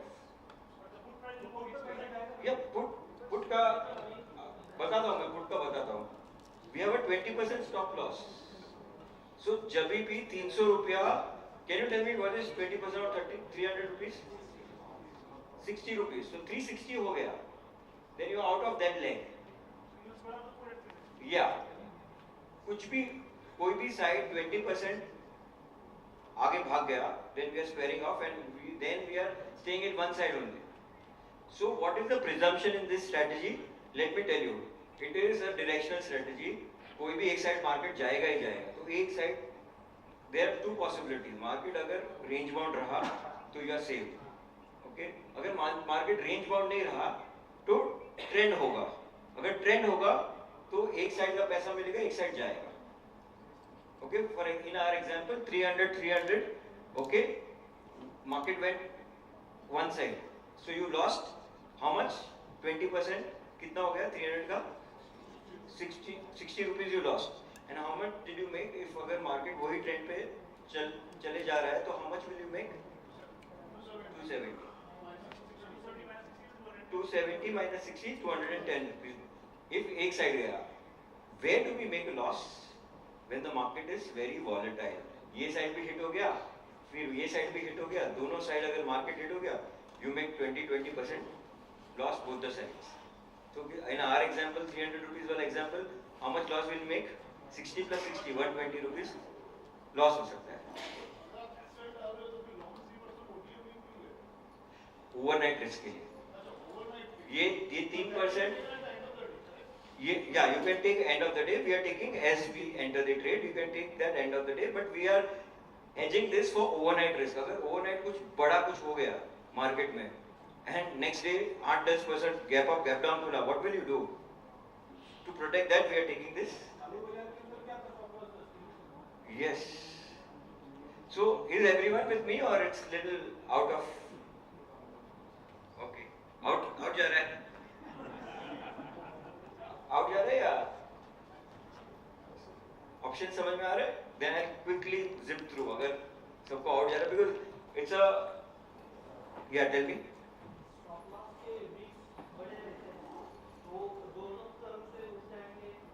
Yeah. Yes, जाता है ना, दोनों तरफ का stop loss जा सकता है. So why such rules? You know, I'll just explain. Why trade initiated at 12 p.m. We do that to avoid first half volatility. You know, market को settle होने को time लगता है. You know, market is edgy, and then you know people are understanding what is the mood of the market, क्या करना है क्या नहीं. 12 बजे तक सब settle हो जाता है. That's why we do 12 o'clock. Leveraging the commonly observed trend continuation for the next trading day. There is another statistics that we have devised कि जो trend 12 बजे के बाद शुरू होती है, for example trend हो गया कोई, तो वो generally next day continue रहती है. So because of that statistical evidence that we have, हम 12 बजे करते हैं. कि अगर trend, so do we have any issue in this strategy if the market is trending? Not really. The issue with this strategy is only when the market is very volatile and choppy, goes up and goes down with a good bounce. You know, ऊपर नीचे ज़्यादा हो गया, that's when you lose money. The trade is entered daily and held up to expiry to capture theta decay benefits while maintaining a directional edge. So अगर market flat रहा तो फिर मिलेगा पैसा, अगर market एक तरफा गया तो फिर मिलेगा, market choppy रहा, you're gone. Wings are added to hedge the positional and minimize to hedge the position. Your question, overnight risk नहीं लेना है, तो wings are nothing but the hedges that you take, the 3% वाला hedge that you take. This is to make sure कि कल untoward incident हो गया तो you are still safe. We trade on expiry also, but ये trade जितना नहीं expiry में, yeah. So 4 days. Generally, for example, Sensex is on Tuesday, right? So Sensex start होता है Wednesday, Thursday, Friday, and Monday. ये 4 दिन करते हैं. Now these are the trade का this is statistics of last 2 years from 1st January 2024. This is for Sensex only. It works for everything, but yeah. So 2024 1st January, that is why we put. At that time, liquidity was there. Sensex started in June 2023. This is from Jan 2024. So how many trades met? Total trades were 296. How many trades? Call trades met the target 82. How many put trades met the target 71? Okay. So total target met was 153. How many was stop loss? 206 was stop loss. Put 221 was stop loss. So total 427. And how many exited on expiry? मतलब exited on expiry का मतलब आप समझ सकते हो कि call और put दोनों कमाए, दोनों ने पैसा बनाया. Obviously, it's a probability is very less because you have, दोनों बेचा है और वही लेवल पे एक वीक के बाद रहे या एग्जिट तक रहे या 2 दिन पहले किया और 2 दिन तक भी वो सेम लेवल पे रहे, is very less probability. But 8 and 4 are the ones which exit on expiry. So this is the statistics of all the trades that we've taken. Equity curve. Do you understand equity curve? Equity curve means कितना profit हुआ ये strategy करके. Okay, ये strategy if we do on one lot कितना profit हुआ. It's like initially when we started we went into a drawdown and then we started making money, and recently there was a drawdown in the month of May and June. Specifically May there was a drawdown and June we started recovery. So this is the equity curve. 25,000 रुपया बनाया है. I'll tell you the investment. You can assume a 10 lakh rupees of investment, which is on a higher side. Drawdown curve. So this is the drawdown that we faced 5.5% of the capital, and then we faced a 4.5% capital recently. The drawdown curve will, if you see, this is a drawdown. It is depicted there. This is a drawdown, which is depicted in the drawdown chart. Are you guys with me? Okay. So capital needed is 10 lakhs. Maximum drawdown is 63%. Total returns is 26.2%. Positive trades 157, negative trades 139. Hit ratio, hit ratio out of, yeah, it's how many trades that you did and out of which how many were on the right side. Okay. Average profit per winning trade, average loss per winning trade, average points per winning trade. Okay, backtest period, as in this is backtest, we also run live, but yeah, this is the backtest. 1st of January 24 to 10/6/2025. Quantity is 1 lot, slippage is 1%. We've calculated everything, whether we enter or we exit, every time we take a 1% slippage. Okay. Brokerage and charges are 200 rupees for one trade. Okay. After this, we've been able to make 26.2%. Caution, I mean, I am not suggesting that you do this strategy. This is more for understanding. I have demonstrated a very simple strategy. The reason was there should be some takeaway if you come all the way. If you do this, we've been able to make money. There will be periods of drawdown, and when the markets are very volatile and you like, what's happening? I'm losing every trade. I'm losing. There'll be consecutive 4 or 5 losing trades before you get a winning trade. You have to be ready for a ride, but it has some statistical edge, and you will be able to make money if it is gone through the 1st January 24 till now. I think it has seen all the phases of market. So that's the discretion that you can take, whether you want to trade during events or not. This, what I have shown, is traded all days.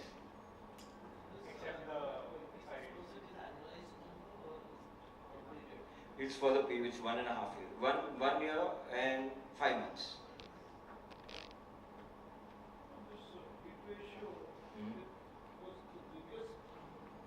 I understood why your question is.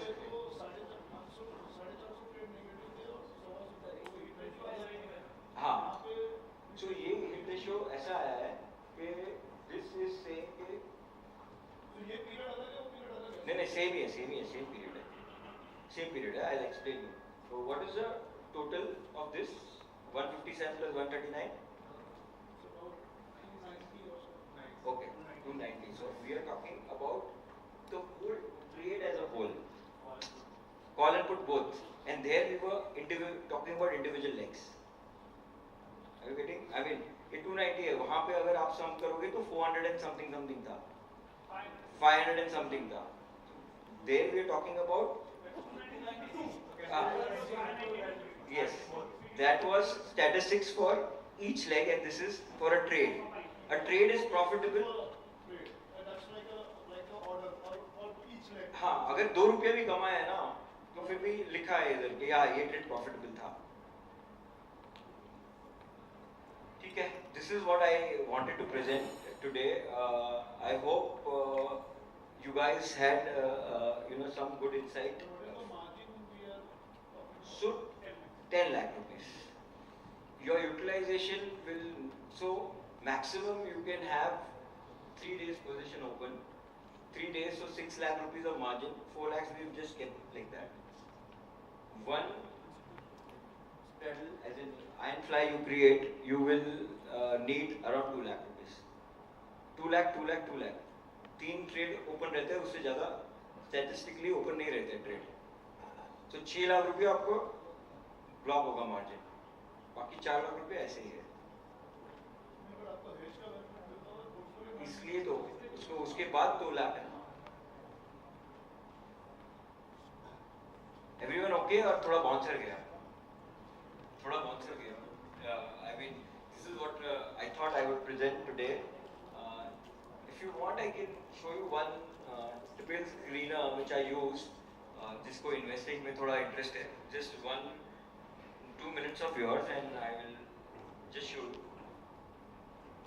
Yeah.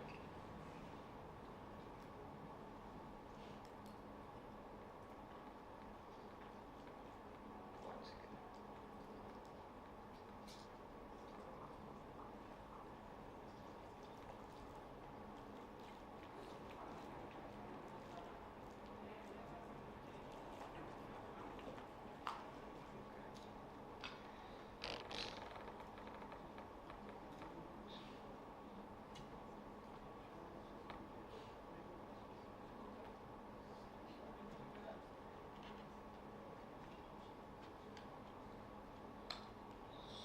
I have created some of my own screens and I'll take you through 1 or 2 screens which are very interesting, which generally give me some multi-baggers.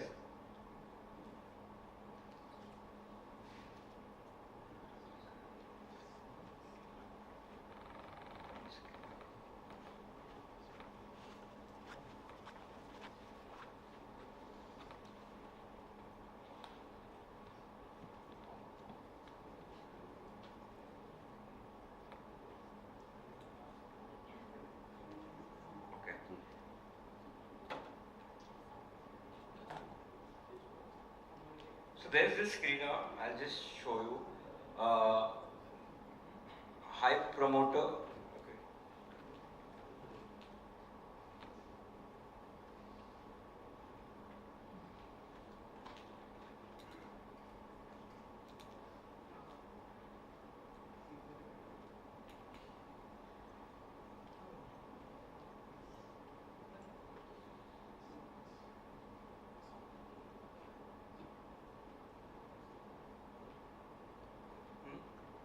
Not there. Yeah. So this screener is called high promoter high equity. High promoter stake and low equity. So basically, I try to identify stocks which are having lower liquid, which are having a lower base capital, okay, which is below 50 crores of equity, okay, and where the promoter stake is high, and where ROE, ROC all are good. It means whenever there is demand in the market, it will shoot up very fast because the floating stock is a little less in the market, and if it is favored stock, they would do very well. So I can show you the query. It's promoter holding greater than 49%, return on equity is greater than 10, and return on capital employed greater than 15. Debt to equity is less than 2, pledge percentage less than 10, EPS greater than 0 means it's a profitable company. Equity capital less than 50, market cap greater than 300, you can put it 500 or even 1000 to get better stocks. Sales growth greater than 1, reserves greater than, at least whatever is the base capital, uska 5 times reserves hona chahiye. FII holding greater than 0 and change in DI holding is greater than 0. It means there is institutional participation as well. And if you run this query, you will get some 147. And if you want to do some value buying, you just sort by the P ratio, and you'll get some stocks. This is interesting because I feel in my 25 years of investing, I have had some good multi-baggers like Force Motors, which is going on 15,000 right now. I could identify that at around 400 levels. And Tata Honeywell, it used to be Tata Honeywell. Honeywell was identified at around 700-800 rupees. Now I think it's 50,000 levels. So this has helped me a lot, this screener. So just I thought I would share something for those people who are kind of bored listening to the options bit. Okay, up next we have Mr. Aniket. Hi. Just a second. I will quickly introduce Aniket to you.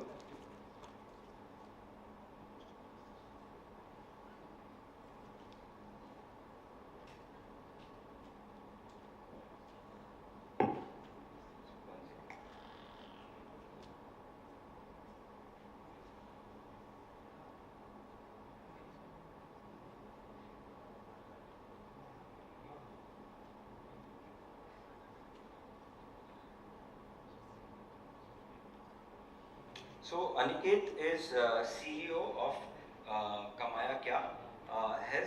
Everyone is from Pune, right? Anyone has heard of Kamaya Kya? Okay, so Kamaya Kya is started by a chartered accountant and his son, Mr. Dhiren Shah.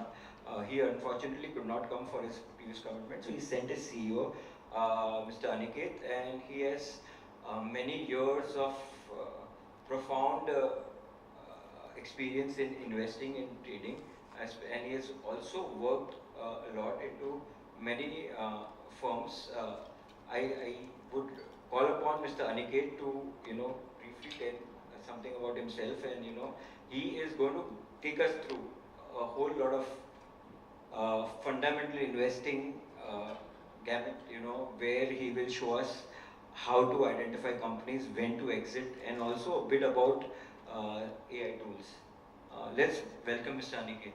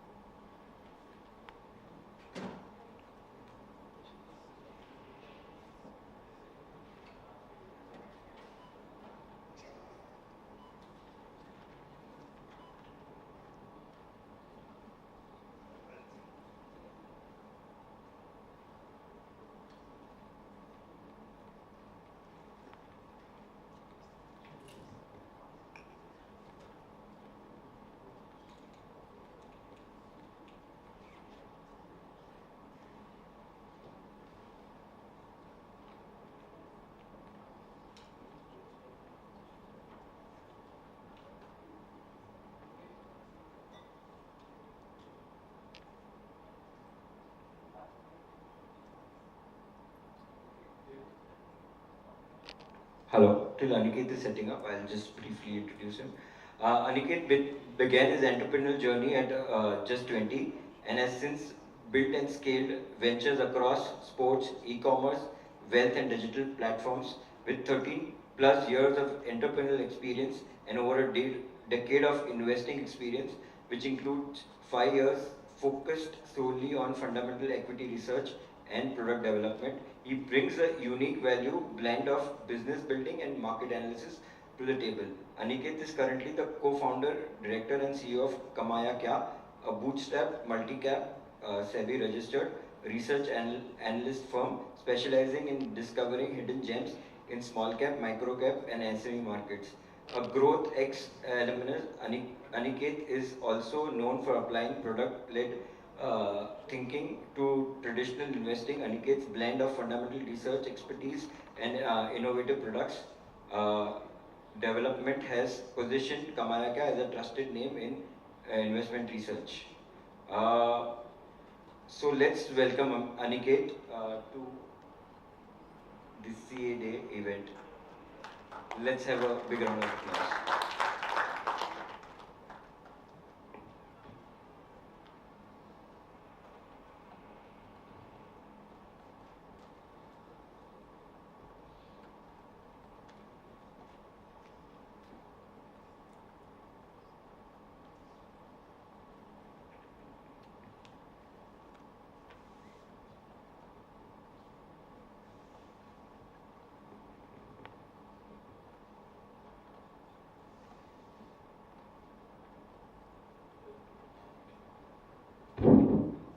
Hello everyone, welcome. I hope you guys are still energized to listen to my talk for the last 30 minutes. So I'm gonna be completely practical about investing. I'm not going to take you through any of the things that hopefully when you come out of this session, you'll be like, okay, आज कुछ तो नया सीख के निकला हूँ. So I'm going to start off with the standard disclosure since I am from a SEBI registered company. So registration granted by SEBI, membership of BSE and certification from NISM in no way guarantee the performance of the intermediary or provide any assurance of returns to investors. Investment in the securities market is subject to market risks. Read all the related documents carefully before investing. Past performance is not indicative of future returns. Always conduct your own due diligence or seek advice from a financial expert before making any investment decisions. The securities quoted here are only for illustration only and are not recommendatory. Also, me or my family or my team might hold positions in the companies that I might have quoted as examples. So some of the practical triggers that we look at while deep diving, fundamental based triggers. Some of the most important ones that we look at are capex driven triggers. As you would know, factory had 1 lakh units, now doing 50% addition, automatically your company has a 50% scope for increasing your revenue and eventually also the profits. Promoter activity, usually consistent promoter buying, सबसे best information promoter के पास ही होती है. So if the promoter is buying, usually, not always, but usually it leads that something interesting might be happening. Similarly, debt reduction, utilizing expansion from historical lows to demand visibility. Margin expansion. So one of the most important things which usually we kind of miss. Company 12 का EBITDA margin कर रही है, so we kind of give it an X valuation based on the kind of business it is. But say the company is now moving to from 12% to a 16 to 18% sort of an EBITDA margin.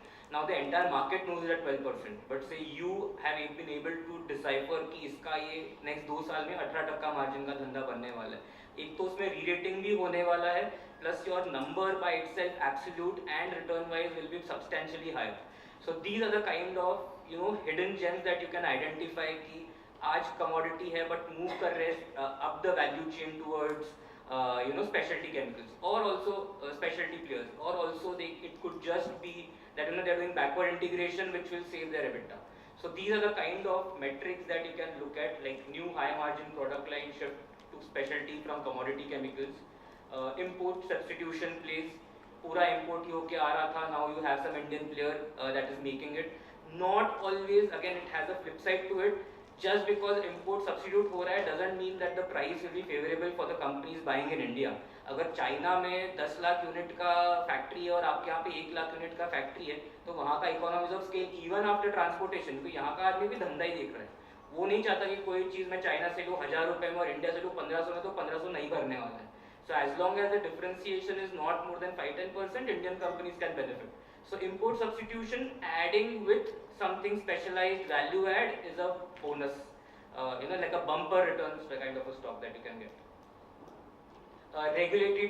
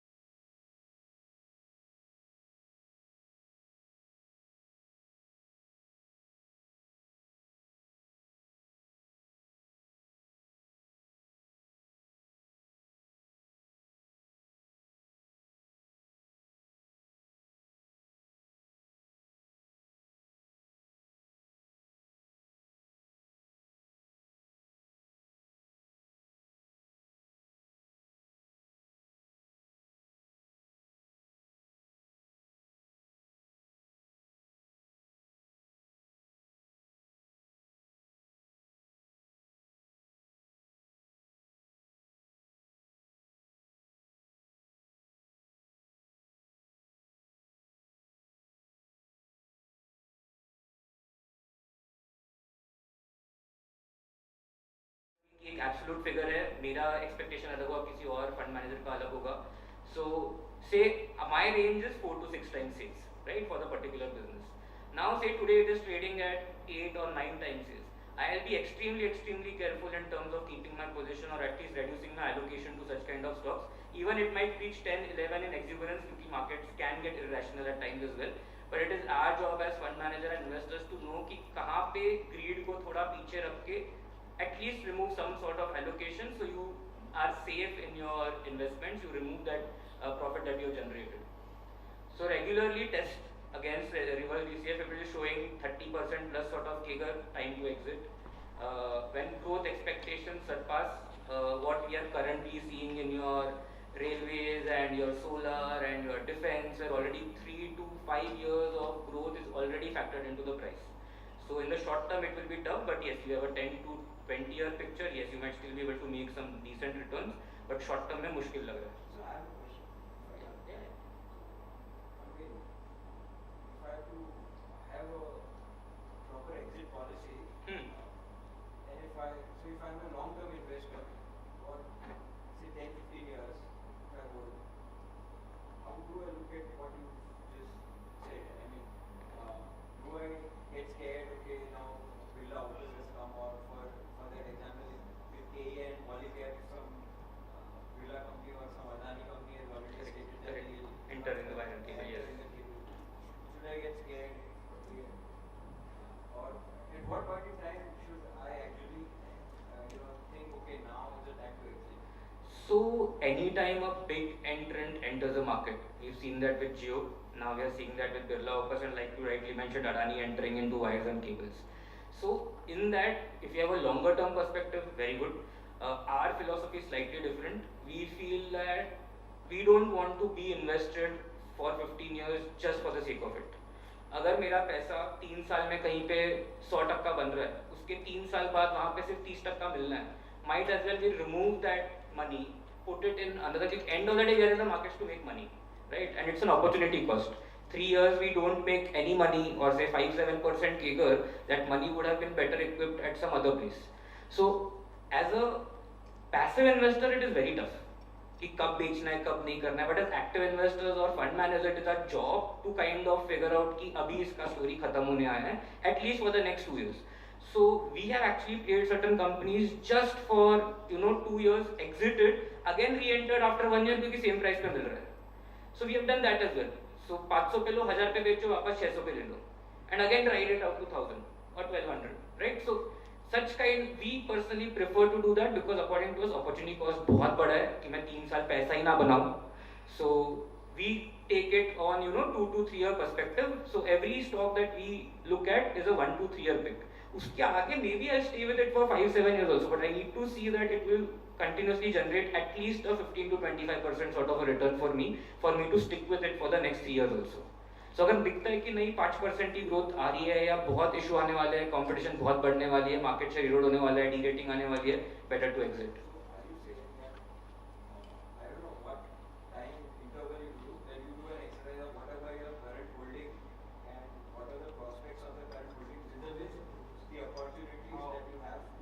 Correct. Yes. How frequently? So I mean, see, our universe is quite big. And especially since we cover small cap, micro cap, even SMEs, तो वो और बड़ा हो जाता है. So we look at 500 companies all the time, which are usually good, corporate governance में issue नहीं है, and then we keep rotating around in that based on कि जैसे chemicals का खराब time था, but your government infra was improving, right? So you need to be able to move your capital based on which sectors are expected to do well, based on the research, based on reading, based on speaking to people in the industry, and then we take a call कि ठीक है, like paints का हमको 1.5-2 साल से ही पता था. So how we played paints is a differently. कौन सा ब्रांड जीतेगा मुझे नहीं पता आज, बट मोल्टेक पैकेजिंग सबके लिए डब्बा बनाता है, बेस्ट क्वालिटी डब्बा बनाता है, तो might as well play a Moldtek. So either your Birla Opus wins or your Asian Paints wins or your Akzo Nobel wins, सारों का डब्बा तो यही की दे रहा है.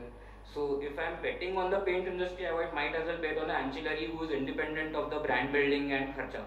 So they will supply to all the good players. So that is the kind of approach we take usually.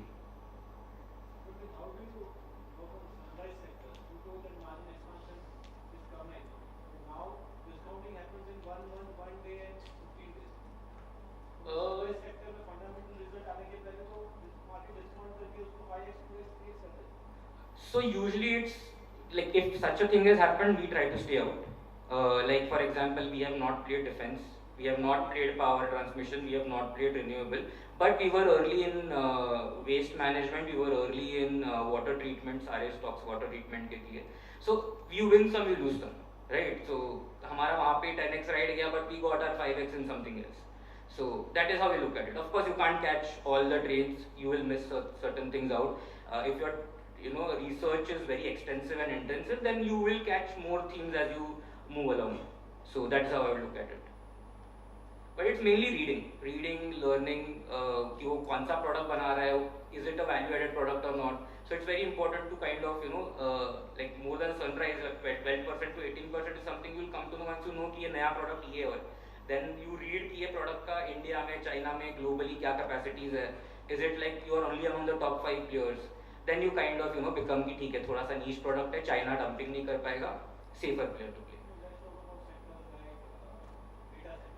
Correct. Data centers, people also invest in companies on making data centers and also the ancillary players. Correct. Supplying cables and all. Correct. There also people have made reasonable amount of it. Correct. No, absolutely. So that is absolutely true. So like E2E, I think one of the examples, good company in that. Again, not a recommendation. Any stock name I take is not a recommendation. So such kind of companies would be there. So we missed the rally. So if it comes back to a valuation that we are comfortable with, we would be more than happy to enter it. But for us, valuation is also equally important. Just because वो भाग गया है, we will not enter into something. वो risk of seeing a 50% fall is much bigger than losing out on a few stocks. क्योंकि रोज market में नए opportunities मिलते रहते हैं. One more question. Yeah. A company like Astral, who has been between 80 to 100 P. Correct. What would make you uncomfortable? Okay, now it's time to exit. We are already uncomfortable with the valuations with it.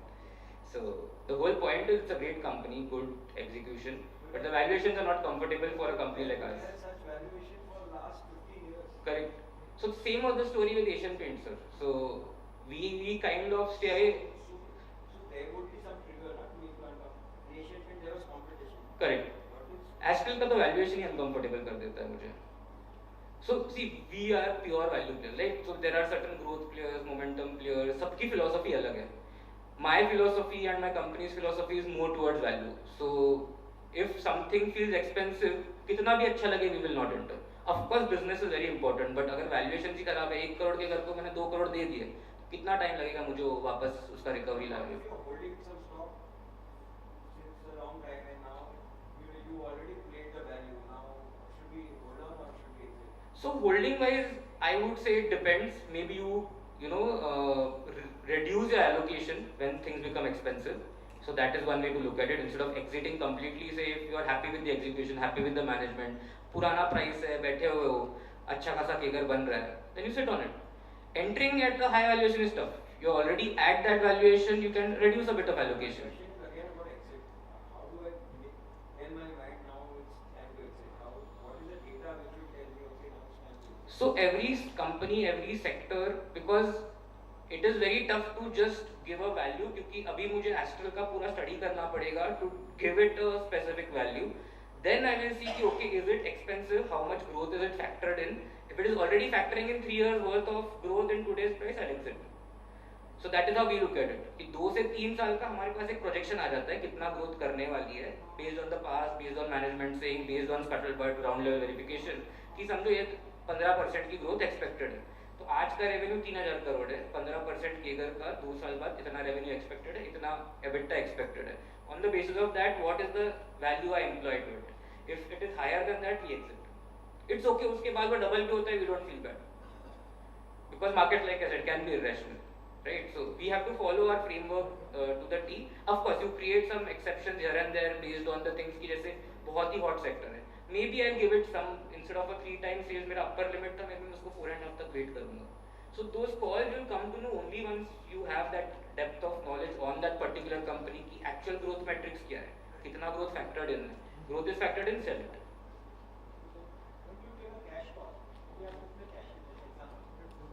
Very less, sir. Very less.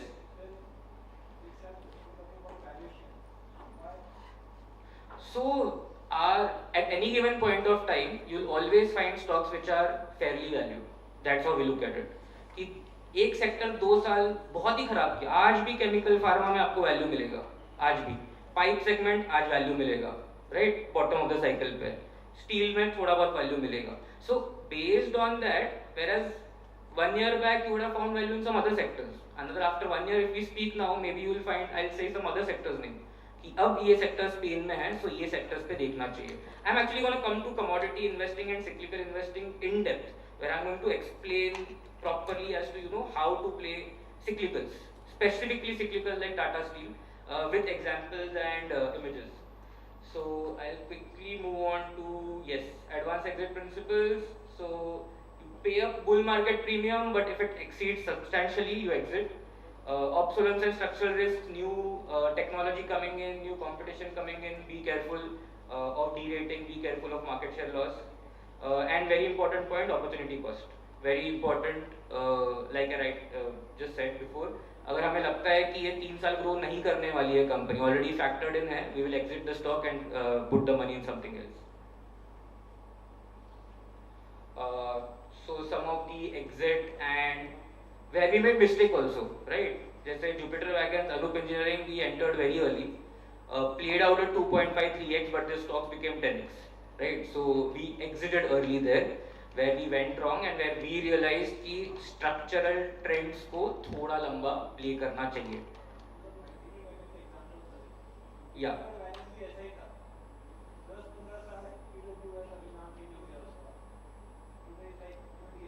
No, so the whole point is why that became so, right? Because they were ignored stocks. So anything, your PSUs were ignored, your defense was ignored, your railway was ignored. ये jump क्यों आया इनमें? Purely because government ने railway की policy निकाली है, giving your the plan till 2035 कि हम कितना खर्चा करने वाले हैं, कितना trains पे खर्चा करने वाले हैं. जिसने वो report पढ़ा, actually we entered Jupiter purely based on that. The government is spending heavily on your railway infra, on your engines, on your coaches, on everything. All railway stocks rank. कितनी भी घटिया क्वालिटी का railway stock हो, कम से कम 4 से 5x होके गए. Good quality companies 10x होके गए. So it was all based on knowing where the government is spending money, because at that time government, even today right now, government is the biggest spender. So if you know where government is spending money, those sectors are supposed to do well. Some checklists. Has the fundamental business thesis changed? Pricing, unrealistic going forward. Again, there is no hard and fast formula. Her sector के लिए, हर company के लिए अलग-अलग metric पे exit calls लेने पड़ेंगे, based on what their growth metrics are and current valuation, what all is factored in that.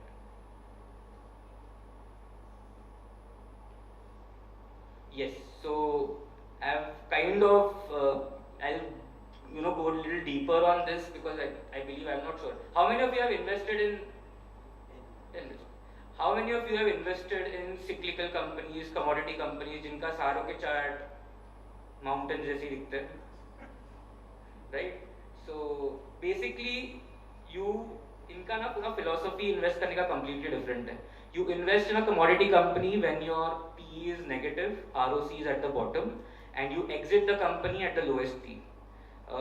Logic being, all the pessimism, all the negativity is in the down cycle ka negative margins, and at the peak all the optimism is already factored into the price. So, and the rises and falls are extremely sharp. You will get 100% rally in maybe 1 to 2 years. At the same time, right after those 2 years, you will see a 50 to 80% drop in the prices also. So it is considerably risky playing commodity cycles. So you need to be aware of all the important factors, which I'll just take you through. So key indicators at the bottom: negative PAT, negative ROC, prices at below production cost, high pessimism and low valuation. Same for peaks: PAT, ROC at the peak, best margins, valuation multiples again at the peak. How do you know it's at the peak or not? Historical price to book, price to sales metrics are much better compared to PE and EV EBITDA, because your EBITDA and your PATs are already down, right? So now, again, I'll take with one example before moving to the more points. If I can zoom in. So this is the company that we have covered. My red, can you see this? Yeah. are when we saw that okay, this is in extreme pain. जो आप देख रहे हैं quarterly results है ये मंगलम Organics के extreme pain में था. We entered after March. So after we saw 2 quarters of recovery is when we entered, and we still got bottom valuation in this stock. The stock has delivered close to 65% return in 1 year, 1 month, being a commodity play. And we exited in March 2025 at a margin of 13.3. It is close to the peak margin it has generated. So I'll now show you what happened in the price also. And before that, it wasn't just that, you also need to know the underlying commodity in it.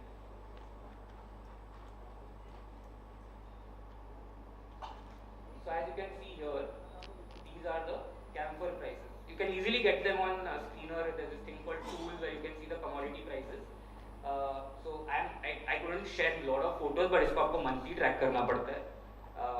And so as you can see, 2024 was its weakest year after 2018. So we saw that the cycle was bottoming because ये 18 to 22 में